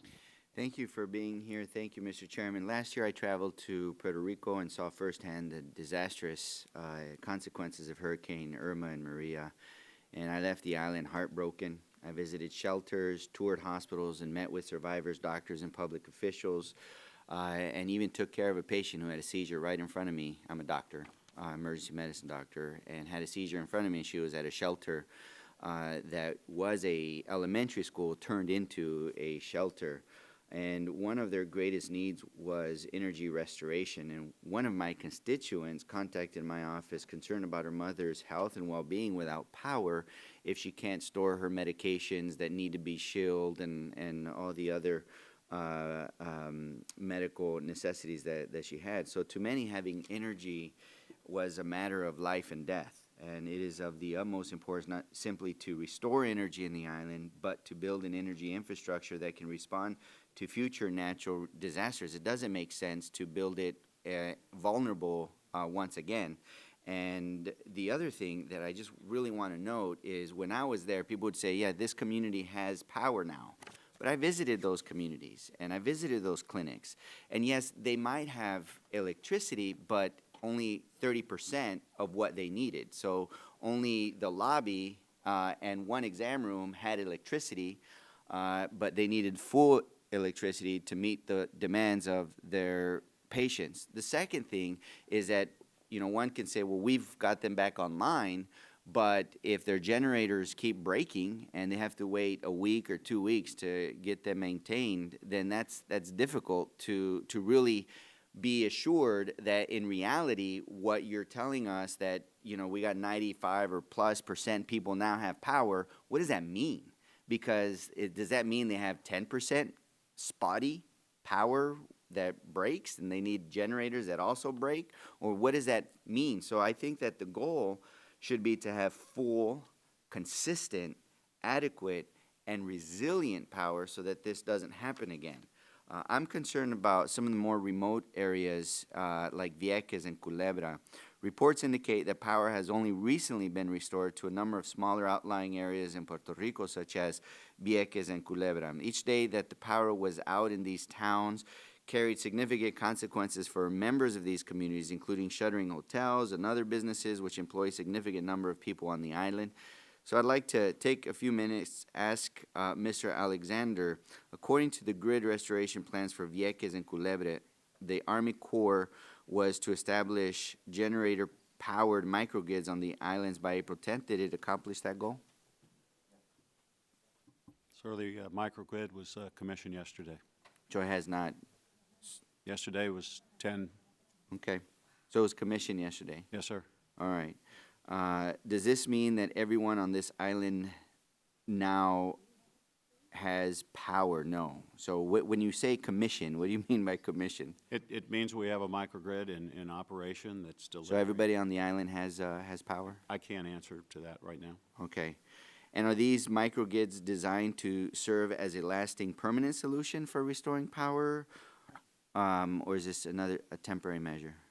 It's a temporary measure. I think, you know, like all generators, you know, they have a certain amount of life in them. Okay. All right. So as I mentioned earlier, the Army Corps established the microgrids on Vieques and Culebra. However, the Army Corps is now conducting a responsible drawdown from the island. Mr. Alexander, who will take over the operation and maintenance of these microgrids once the Army Corps' drawdown is complete? And how will this transition occur? Well, our drawdown is associated with the end of our mission assignment and the funds associated with it. It was recently extended to 18 May. So I'm concerned that these are temporary measures and you guys are leaving, not, you know, you just mentioned you don't know if everybody still has powers. So who's going to maintain these and how is this transition going to occur? Well, the orderly drawdown is ultimately PREPA assumes operations maintenance. They assume the restoration of the remaining percentage of service to customers. And have they told you they have the capacity to do that right now? They are part of this unified command group. You'll have a member of that command group testify in your second panel here this afternoon. But that is the plan. PREPA dictates the priorities with respect to line assignments, and so this transition, it's planned. There should not be any gaps. Okay, so we haven't fully restored yet, and I hope the transition is adequate. So thank you. Gentleman yields back. We'll let members know that votes have been called about 5 minutes ago, but I think we will try to conclude here, and I'll recognize the gentlewoman from Illinois, Ms. Schakowsky, for 5 minutes. Thank you. Thank you very much. I've been in close touch with the mayor of San Juan, who, and I was watching some clips the other day where FEMA, a woman representing FEMA, said that Puerto Rico was a good news story. This was when people were dying without electricity. I do want to talk about electricity, but in general, let me ask you from FEMA, do you think the way things were handled in Puerto Rico is a good news story? Man, what I know is Puerto Rico was devastated by a 1 mile per hour under a Category 5 storm. Mm-hmm. The island, from all 3,500 square miles of the island was impacted by a storm. What I can tell you from FEMA's perspective is we were there before the storm hit. We moved a tremendous amount of resources, tremendous amount of personnel collectively from the Department of Defense to the Department of Energy to massive amounts of non-governmental NGOs, all on an island with limited air capacity, limited port capacity that had to be sequenced in and moved in. FEMA traditionally comes into any state, as we did in Texas and Harvey, and no two disasters are alike, and we supplement the local and state efforts. In this situation, we quickly had to realize that we were the final mile for a long time. Okay, well, So, let me, you know, okay. I think that there's a lot of work to do, ma'am, and the book's not written on the unique opportunity that we have to recover Puerto Rico in a more resilient fashion. Well, that's, I want to try and get a better understanding of FEMA and the Army Corps efforts to restore the electrical grid on the island. Last October, Major General Donald E. Jackson, the Army Corps' Deputy Commander General for Civil and Emergency Operations, told the Senate Homeland Security and Government Affairs Committees that the Army Corps is responsible for restoring Puerto Rico's electric grid to quote, pre-storm condition. So, Mr. Alexander, can you please elaborate on what pre-storm condition means and provide us with an update on the Army Corps' progress? A pre-storm condition would be, in essence, what we put in place is exactly what the grid was like, you know, before the storm. And the reality is, as I mentioned earlier, that is not, in fact, the case. We've, you know, put in place new transmission, distribution lines, new towers, new poles, other power generation equipment. It is not the resilient, you know, grid that we all recognize is needed, but it is in much better condition. So you're saying actually it's better than pre-storm condition? There is, it's no secret that the grid was in very poor condition before the storm hit. It is in much better condition today. We're at 96.7%. We still have 49,000 customers without power. That number is tied to meters, connected to the meters. Now, whether residents or businesses inside those dwellings have the capability to draw that power or not, I can't speak to that. Okay. But that's where we're at. Our mission assignment is extended to the 18th of May. We've got over 500 contractors remaining under our control. PREPA has an additional 800 plus 600 contractors. So do you think that everything will be fully restored then by May, that May date? Man, we're going to do everything possible to get as close to 100% as possible. This is the most difficult terrain. The production rates are going to be hard to estimate. Much of the work has to be done by using helicopters and inserting crews and material. So you have air control issues there in terms of people working. So if it's not done, are you out of there anyway? Excuse me, ma'am? If it's not done, are you out of there anyway? You know, ma'am, that's probably a narrative that I'd like to correct. It's not the Corps' decision whether to stay or leave. We are there under a FEMA mission assignment. We will stay as long as we have to. We have the authority and the resources to do. No, that was just a question. I don't know. I didn't know that, so No, I I'm wanna- not, you know, we have never unilaterally said we're going home on this date, and we've done all the deliberate planning to properly transition and turn over equipment and lines in the event, you know, 18 May does come and we do depart. But 18 May will come, and that means crews will stop work, but then there'll be an orderly demobilization. Corps personnel will still be there, working with, advising, consulting with our interagency partners and with PREPA and with the Commonwealth's government.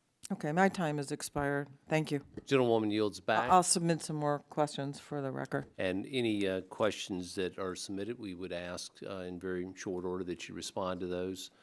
Seeing there are no further members wishing to ask questions, I want to thank each of our witnesses in our first panel for being with us. Certainly, I'll now recognize the ranking member. Sorry, Beget. I just really want to echo what I had said before. We're asking tough questions because we want to get the right answers for Puerto Rico, but we really appreciate the work all of your agencies are doing, and we saw that when we went down and visited. Thanks. And I wanted to go back. Well said, and I want to thank you for your time today. It gives us a lot of details to get that update that's so important to where we are. So that concludes our first panel. We will now set up for the second panel while we go vote and come back, and so subcommittee stands in recess.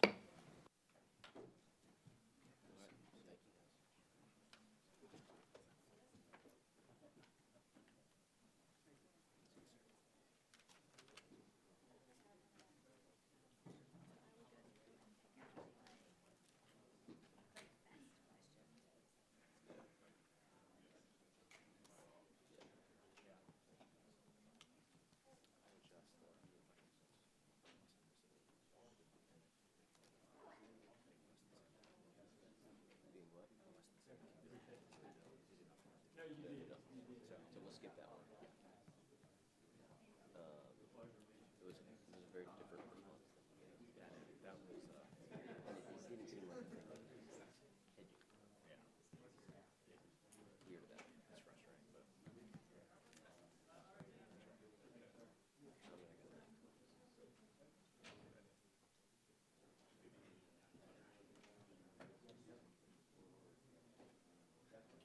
Just so you know, we remember I heard that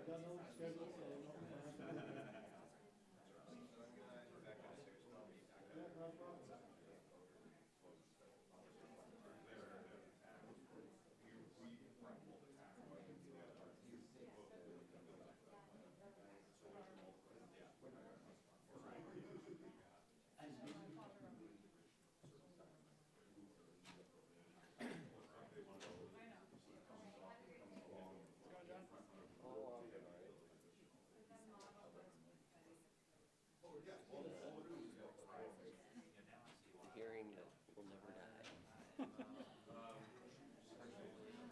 That's important. Yeah, no, I know. I'm actually just bummed it because we were supposed to be in the morning slot Right. in the big room. And, Right. And then Zuckerberg decided to grace us with his presence. yes. So it'll be, I'll be happy if we get these two back.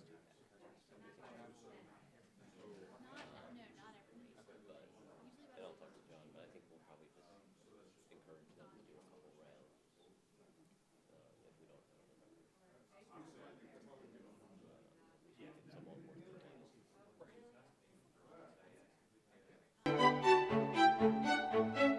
Right.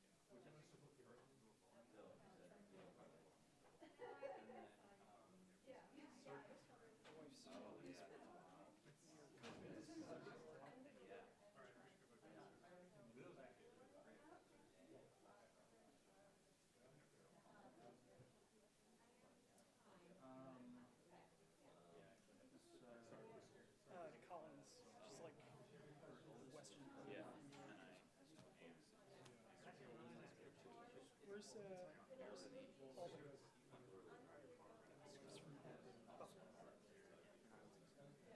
it's not that, it's not constitutional.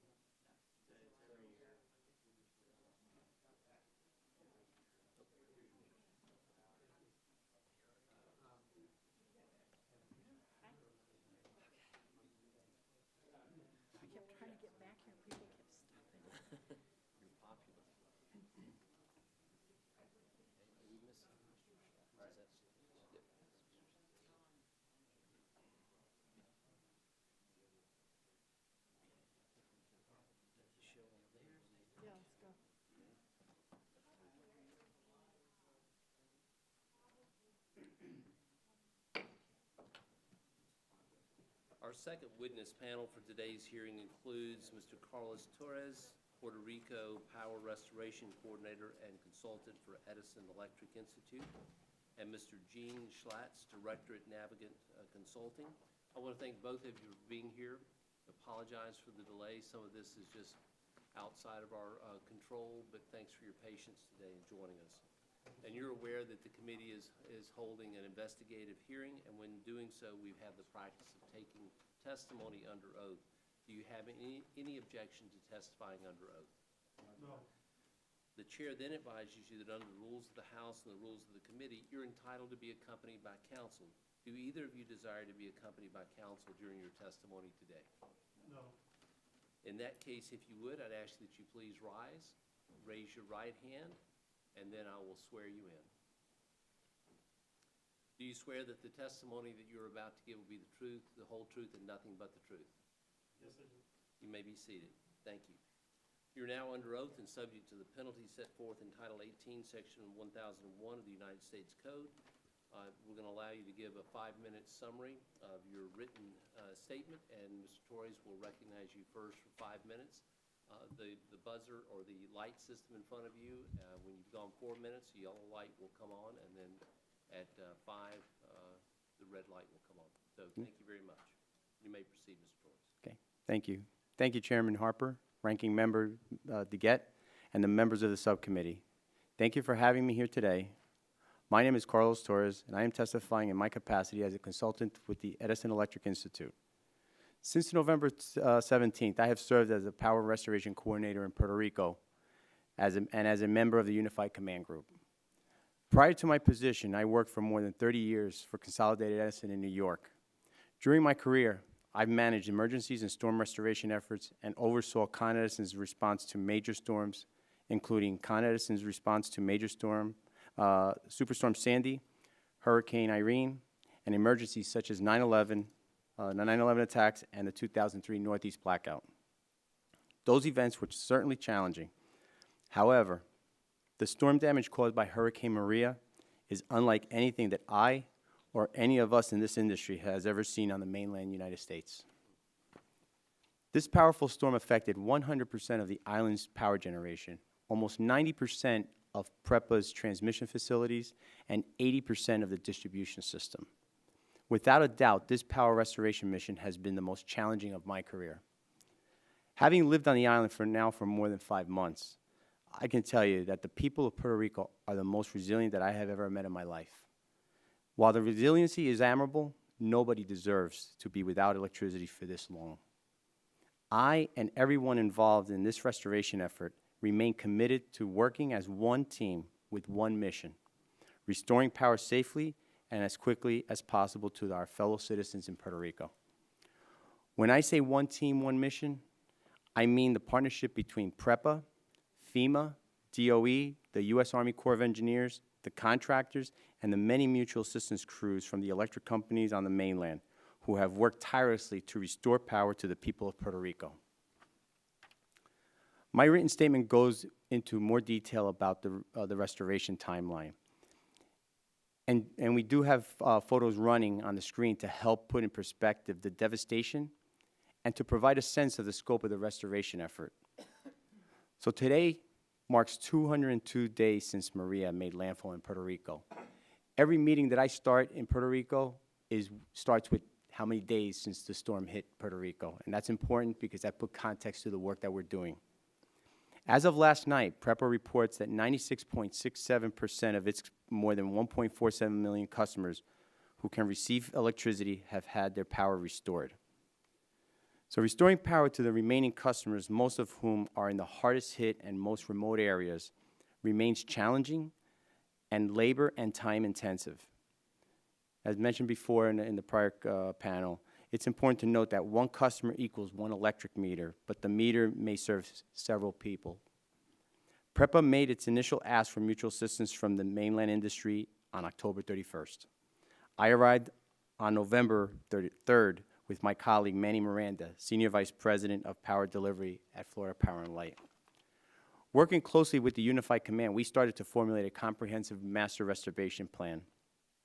Given the intensive and extensive damage to PREPA's transmission system, it was critical that the transmission reestablishment plan and the distribution and sub-transmission plan be well coordinated to restore power safely to the island.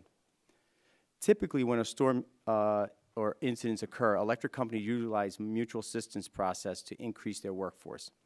It is important to remember that crews do not arrive automatically. A formal request for mutual assistance must be made by the affected electricity provider. The recipient of the assistance pays for it. The companies providing the mutual assistance are compensated on a not-for-profit basis for providing this service.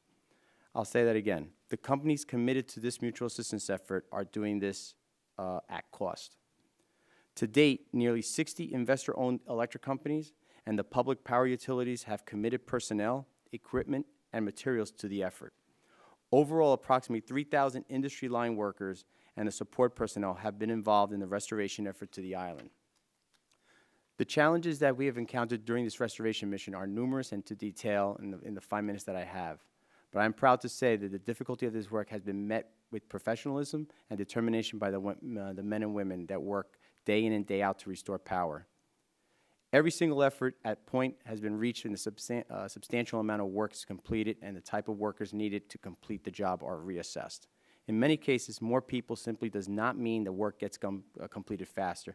This is especially true in Puerto Rico's mountainous regions and roads. I like to use the analogy that you can only fit so many mechanics around an engine of a car. As of today, mutual assistance crews have finished their mission and have returned to the mainland, and the restoration plans that PREPA and the remaining contractors will now converge to the hardest hit areas to restore power. In closing, the 2017 storm season in general and an experience in Puerto Rico specifically has been historic. I firmly believe that no one company could have done this alone, and I am honored and humbled to have been involved as a team member in this mission. I look forward to your questions. Thank you, Mr. Torres. The chair will now recognize you, Mr. Schlatt, for 5 minutes for the purposes of a summary of your opening statement. Thank you, Mr. Chairman. Chairman Harper, Ranking Member DeGette, and subcommittee members, I appreciate the opportunity to appear before you today. My name is Gene Schlatt. I'm employed by Navigant Consulting, an independent consulting firm headquartered in Chicago, Illinois. I work as a director in Navigant's global energy practice. I have over 35 years' experience addressing challenges that are facing the electric utility industry today.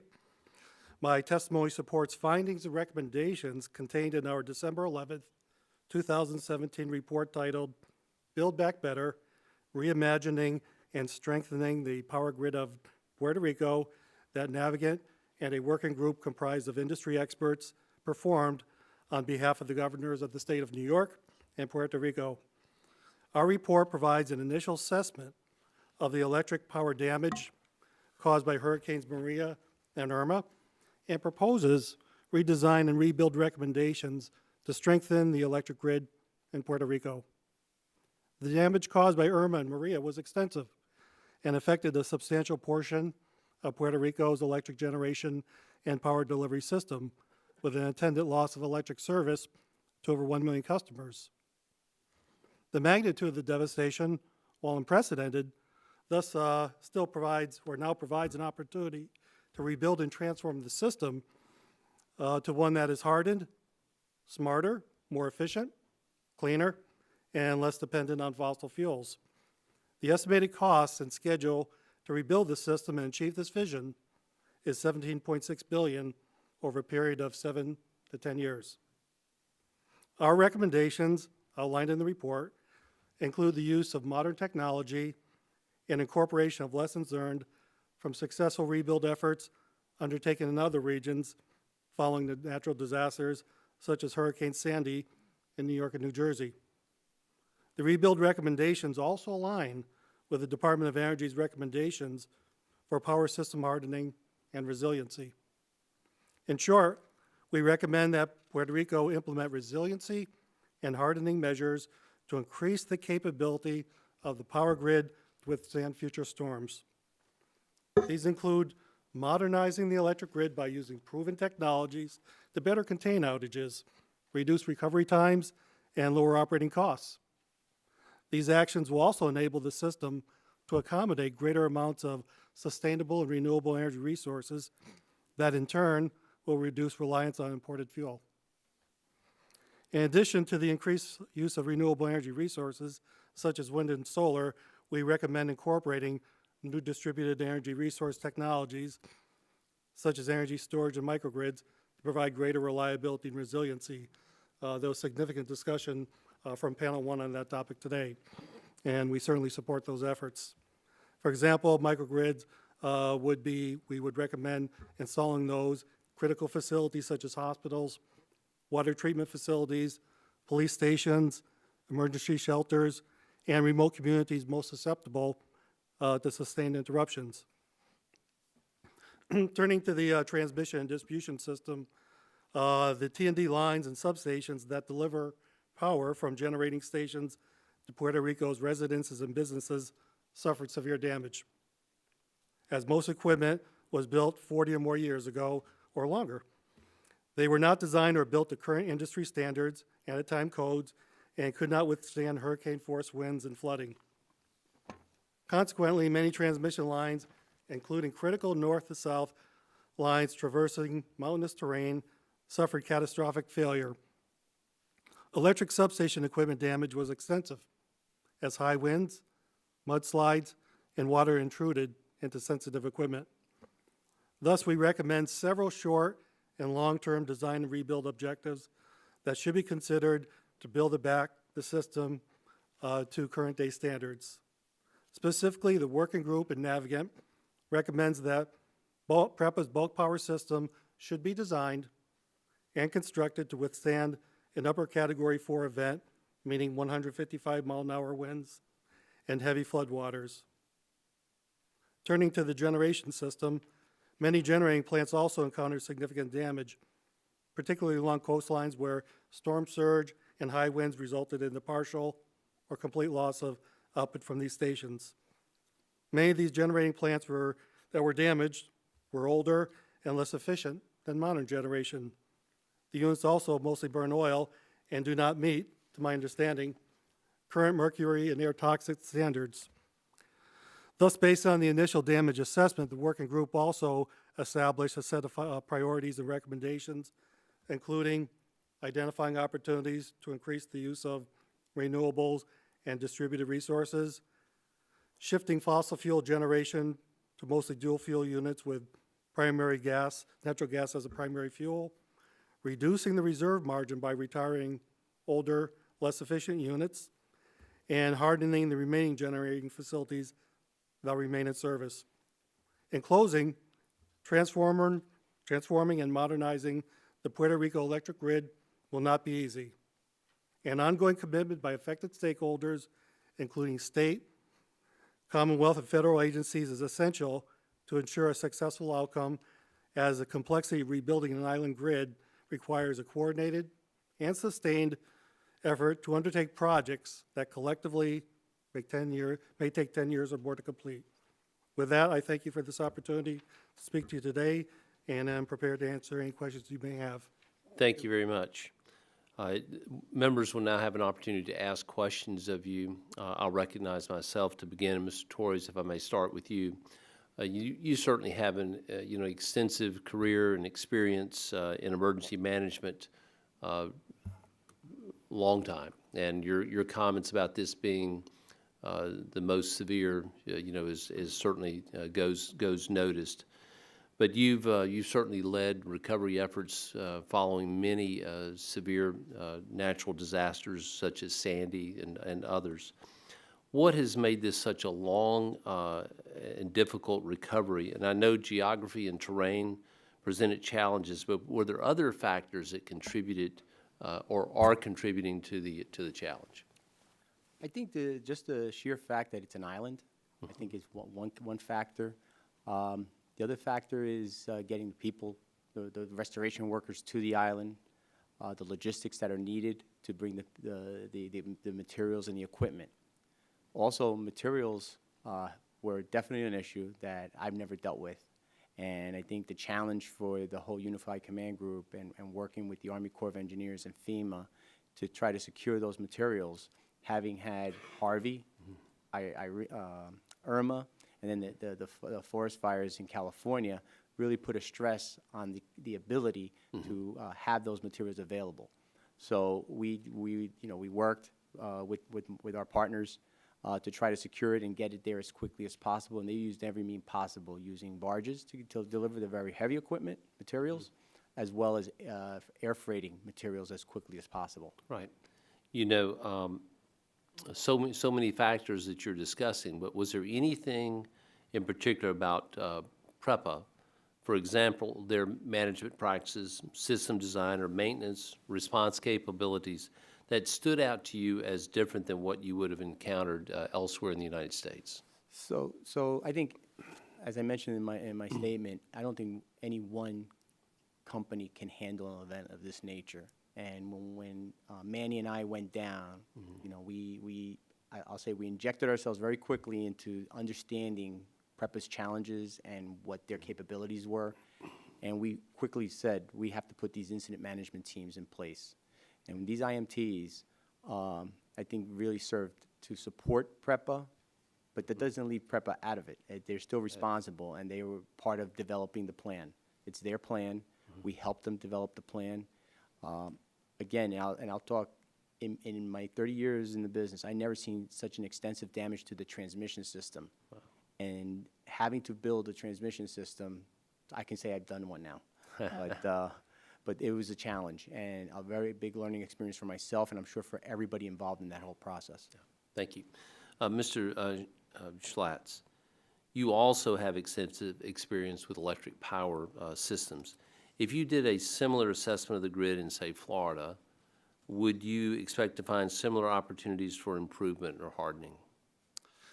Well, my understanding in Florida, many of the utilities, for example, Florida and Power Light, have already upgraded their system to withstand hurricane force type winds, and I think that may have been proven in the last hurricane. So I think there's quite a distinction between the design and construction standard that exists today in Puerto Rico versus Florida and other states as well.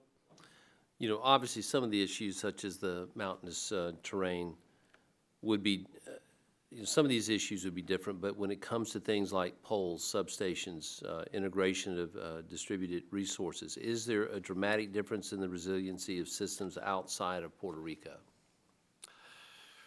I think the mere fact that the facilities were deteriorated, my understanding is they had to been maintained perhaps up to industry standards, and the overall condition of the equipment was deteriorated. They were older, and so those factors taken together, when you compare them to more of the modern facilities that you find in the U.S., which perhaps may have been built over the past 20 years, that very fact is going to underscore some of those differences in terms of the reliability of those assets and their ability to withstand storms. Right. So I think there are distinct differences between what you see typically in the U.S., and there are exceptions as you go across the country, but states which have been, are most susceptible to hurricanes and storms either have recently or intend to upgrade their system. So I think those account for the differences.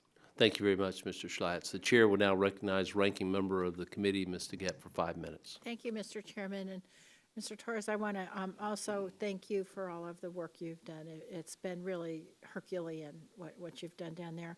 In your written testimony, you say that efforts to restore power in Puerto Rico would have been more efficient if there had been better damage and equipment assessments, pre-positioning of crews, access to equipment and materials, and investments in grid hardening. And you just told the chairman here part of the problem was materials, which you said in your written testimony, and also the fact that it's an island, which goes to the pre-positioning and the other issues. Is that right? Yes, I agree. And so I know the response effort is underway still, but as I said in my opening statement, hurricane season is now less than 2 months away. Do you think any of the lessons that have been learned can be implemented in time to be ready for the next hurricane season? So if we do have some kind of a devastating hurricane, we can be pre-positioned, we can have better assessments, et cetera? Right. So I will say that in terms of materials, we are working with PREPA. I know FEMA's looking to replenish the stock that they've used during the storm, as well as securing stock for the Right, hurricane season. do you think, I'm glad they're looking into it. Do you think they'll be ready? I believe they will be. Okay, in great. terms of materials, yes. Okay, good. Now, we heard from the Army Corps of Engineers that they're going to completely draw down by May 18th with the hope of 100% restoration. Do you think that we need, but yet there's still 50,000 people who don't have power in some of the most difficult areas. Do you think we still need the Army Corps there? Do you think May 18th is a reasonable deadline? I think that you get to a point in a storm where you have to right-size the workforce, and I think that PREPA is positioning themselves to have the resources on the island to take over. So you think they'll likely be able to do that? Yes, I believe so. Okay. Now, are you helping PREPA to be able to take on that increased responsibility? Yes, we're doing a transition with PREPA as the workforce moves out. The IMTs, we're transitioning with them, all the work packages, so they can finish off the work. So there's a lot of the engineering. So that work is underway? Yes. I wanted to also ask, you have a lot of years of experience working in the energy industry, and so I'm sure you understand how a utility's leadership and management is so important to its ability to mount and implement an effective response effort, and you talked a little bit about this before. We all know about PREPA's management challenges. Do you think those management challenges have been addressed sufficiently to allow PREPA to be able to manage the remaining response and recovery work once the Corps leaves? I've only known Walt Higgins for a short while since he's been on board and working with the PREPA team. I think that they have to meet that challenge. I think that. Do you think they can? I think they're going to be challenged. I think they're going to be able to do it, but they're going to be challenged and they're going to work through it. Are there risks to utilities or risks to ratepayers if we don't have a strong regulatory structure in place to govern the utility? I think regulations and having a regulatory body serves a purpose in terms of ensuring safety, Okay. consistency in the standards. So I think it's very important to have that Okay. in place. Mr. Schlotz, I wanted to commend you on your Build Back Better report. And I wanted to ask you what the biggest implementation challenges to building a modernized electric grid are in Puerto Rico.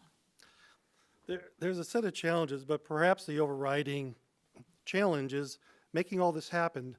There's a lot of work to be done between the transmission, distribution, generating facilities, so it's a very big effort. Yeah. And it's on an island system, so strong leadership, strong management, having the materials, crews available on a continued basis. We see this happening over a 7 to 10 year period, so there has to be a sustained and committed effort to get this done. A lot of coordination, a lot of material procurement, a lot of engineering, so a lot has to happen. At the same time, trying to maintain a reliable electric system is going to indeed be a challenge. And do you think that Puerto Rico is committed to meeting that challenge? I'm not sure I'm in a Brad. position to opine on that. Okay.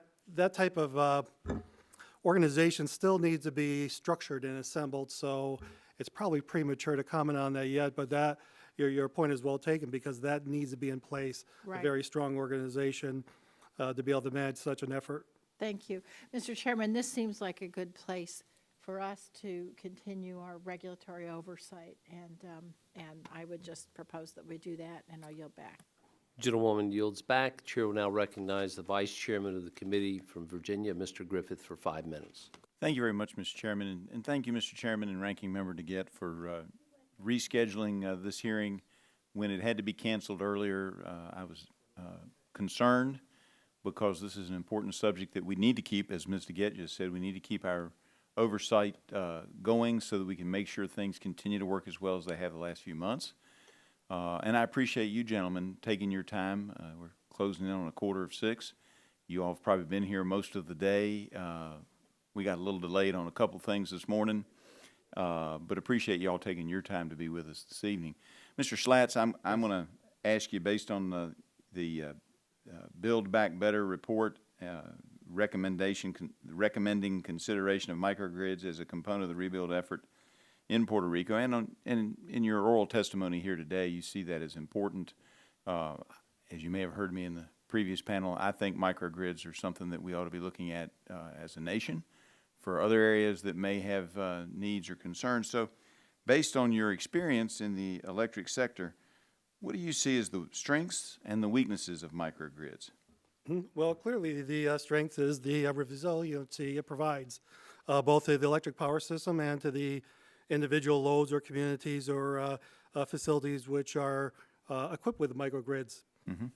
Probably the biggest challenge or concern is one of cost. Microgrids are not inexpensive. It's a very expensive way to be able to maintain backup reliability and resiliency to the grid. Over time, these costs, well, we do expect them to go down, but right now, cost of microgrid is high, and on a business case alone, it's very difficult to structure a business case on economics that would justify a microgrid in many situations. So how do we, particularly in areas that could easily be isolated in a time of a disaster, such as an island, but also some mountainous regions or some areas, we heard testimony about Florida where part of it might be fine and the other part being hit by a hurricane. How do we justify building in that cost? Because I think it's something that we probably need to do. And you mentioned in your oral testimony making sure that we had hospitals, police stations, some other facilities that were hooked in and had that capability. But so what are your recommendations on how we can bring that cost down or justify to the public the spending of Well, from a justification standpoint, you just named the critical facilities. So those facilities where sustained power is essential, certainly that the value of the reliability, of the need for reliability is far enhanced in that case. So in that situation, is much, there's a much stronger case or justification for a microgrid. Over the longer term, the industry envisions microgrids providing support to the grid. So to the extent that with the proper communication and control systems, microgrids can be properly managed, can provide reliability to the system, and to some extent may be able to defer the need for centralized facilities. So to the extent that those microgrids can play a role with regard to providing ongoing and firm support to the system, that further justifies the economics of a microgrid. So kind of like the situation that I mentioned previously, where those of us who went down to Puerto Rico earlier on a fact-finding mission earlier this year, or late last year, you know, we went to a town that at one time it had hydropower, but because it was easier to wheel it in from somewhere else, that's what they did. But if you had the hydropower as a part of your mesh or grid, then in times of emergency, they could have it with the supply going to the hospital or the school or the police station. And the rest of the time, it would just be a part of making the overall grid more resilient. Is that what I'm hearing you say? To an extent, I suspect the hydro plants, ones which are owned and operated by PREPA, are already part of the integrated grid. So to some extent, very often those facilities can be isolated if they're capable of being able to supply the load locally without tripping offline. They, in effect, represent a microgrid, but they also represent part of the integrated system. So incrementally, that doesn't really, I wouldn't view that as a microgrid. They operate in a microgrid fashion, but... Yeah. Well, what happened in this case was they had just abandoned the hydro. And that's what see. it struck me. I was like, great, if you'd have had the hydro, you'd have had something. Now you were having to rely on it coming in from miles away and over the top of a mountain. And that was what I was thinking, was if you had some of these smaller systems that were there, yes, they might be a part of the overall system in good times, but in bad times they could be a bulwark against disaster. Yes, and again, going back to my prior statement, I'm not entirely sure why the hydro plant was not available, maybe.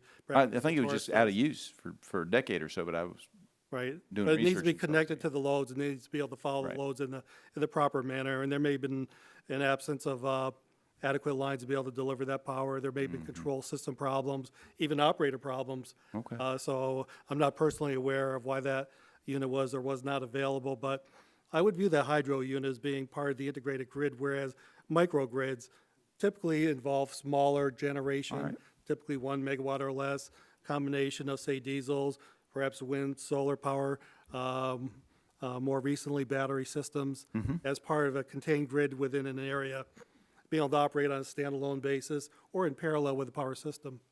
And I see that my time is up, but it's been very educational, and thank you, gentlemen, for your help. And I was hoping to give you a chance, Mr. Torres, to weigh in on this, but another day. Gentleman yields back. I just have one quick follow-up of Mr. Torres.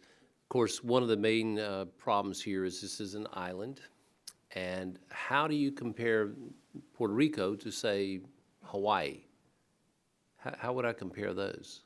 Well, they have definitely different challenges. I mean, Puerto Rico is going through, PREPA is going through a bankruptcy. It's a different situation. So the challenges that they have to deal with is not your typical storm response. I mean, they're dealing with a lot of issues, and luckily for them, they have the help of the federal government to help fund a lot of this restoration work and hopefully the recovery, reconstruction, and resiliency work. Okay.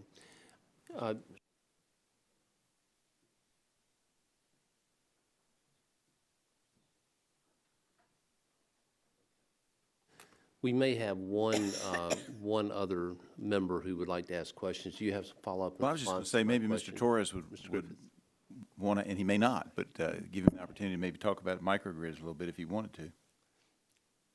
So in terms of microgrids, I think they're very useful. I mean, we've used them here at the island. We had up to 10 of them. Now we have 4. They do serve a purpose, but you still have you have to still build infrastructure to get to the customers. So be it having a microgrid or having the generation at a power plant, you still have to have an infrastructure in place, and you have to build it resiliently to be able to withstand those hurricane force winds, floods. So I think microgrids are great because you try to centralize. Power quality is also good, but you got to manage that as a macro system. Thank you very much. I yield back. I'll recognize Ranking Member DeGette for a follow-up question.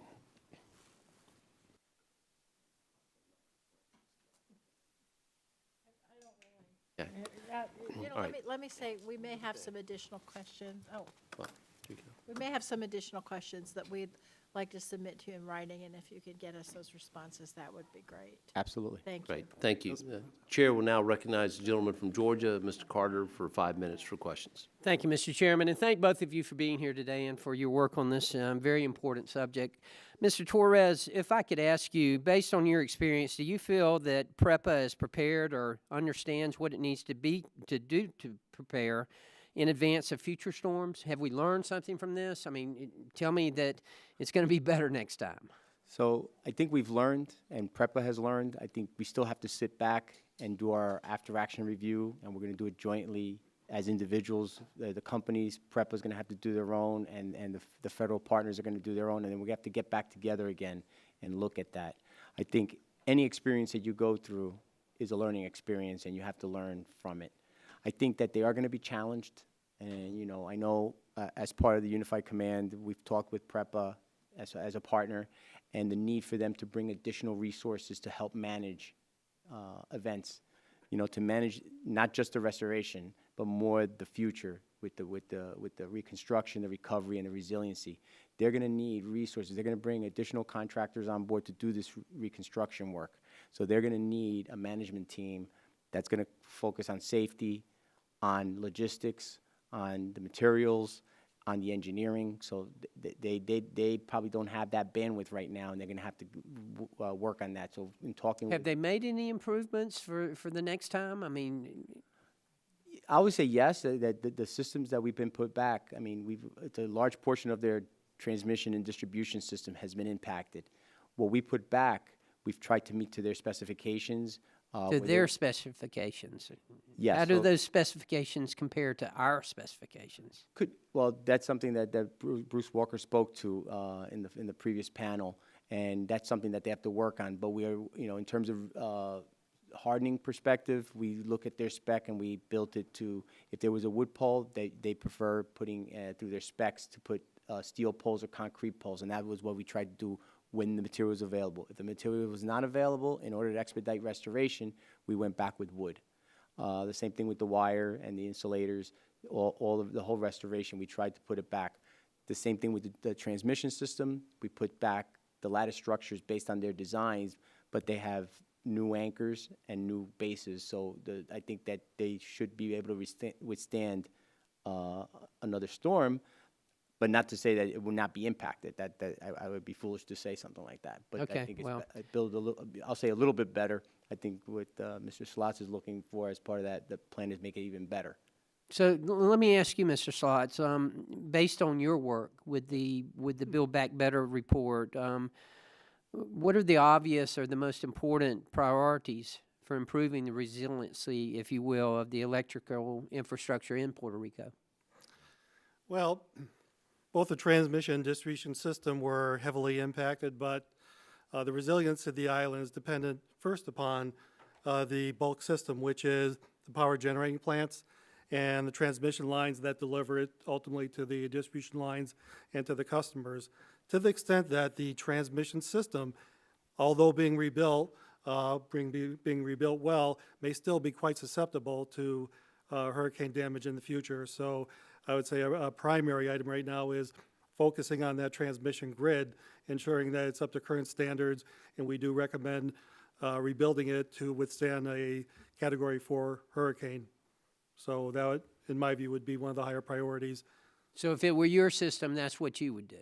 That's what I would do. Okay, anything else?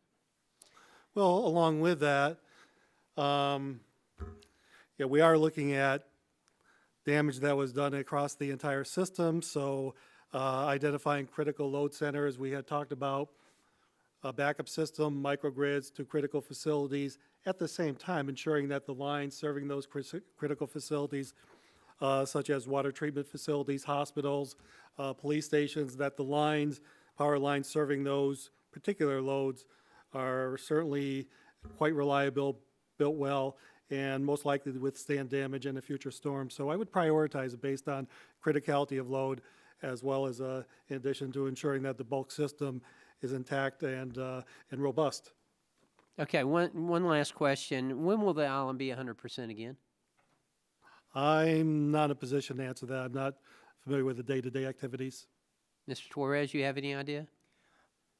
This being the most difficult work, the terrain is really kind of treacherous. The roads, very narrow roads, and the equipment that's needed to put the lines back up and the poles in, it needs helicopter work. It's very hard, and I equate it to when we started. Is that I don't know. Is that what you? Well, I don't. Well, it's going to take time, and I can't really tell you. Okay, fair enough. Fair enough. Okay, my time's up. Thank you very much, both of you, and I yield back.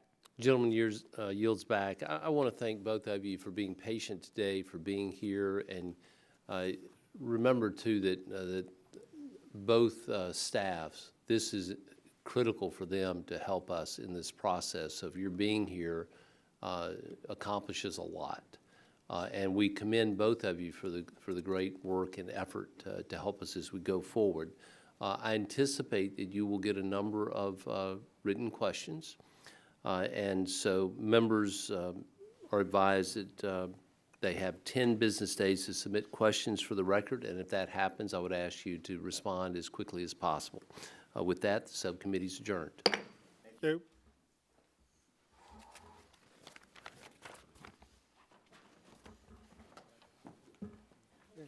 Thank you. Good luck. You too.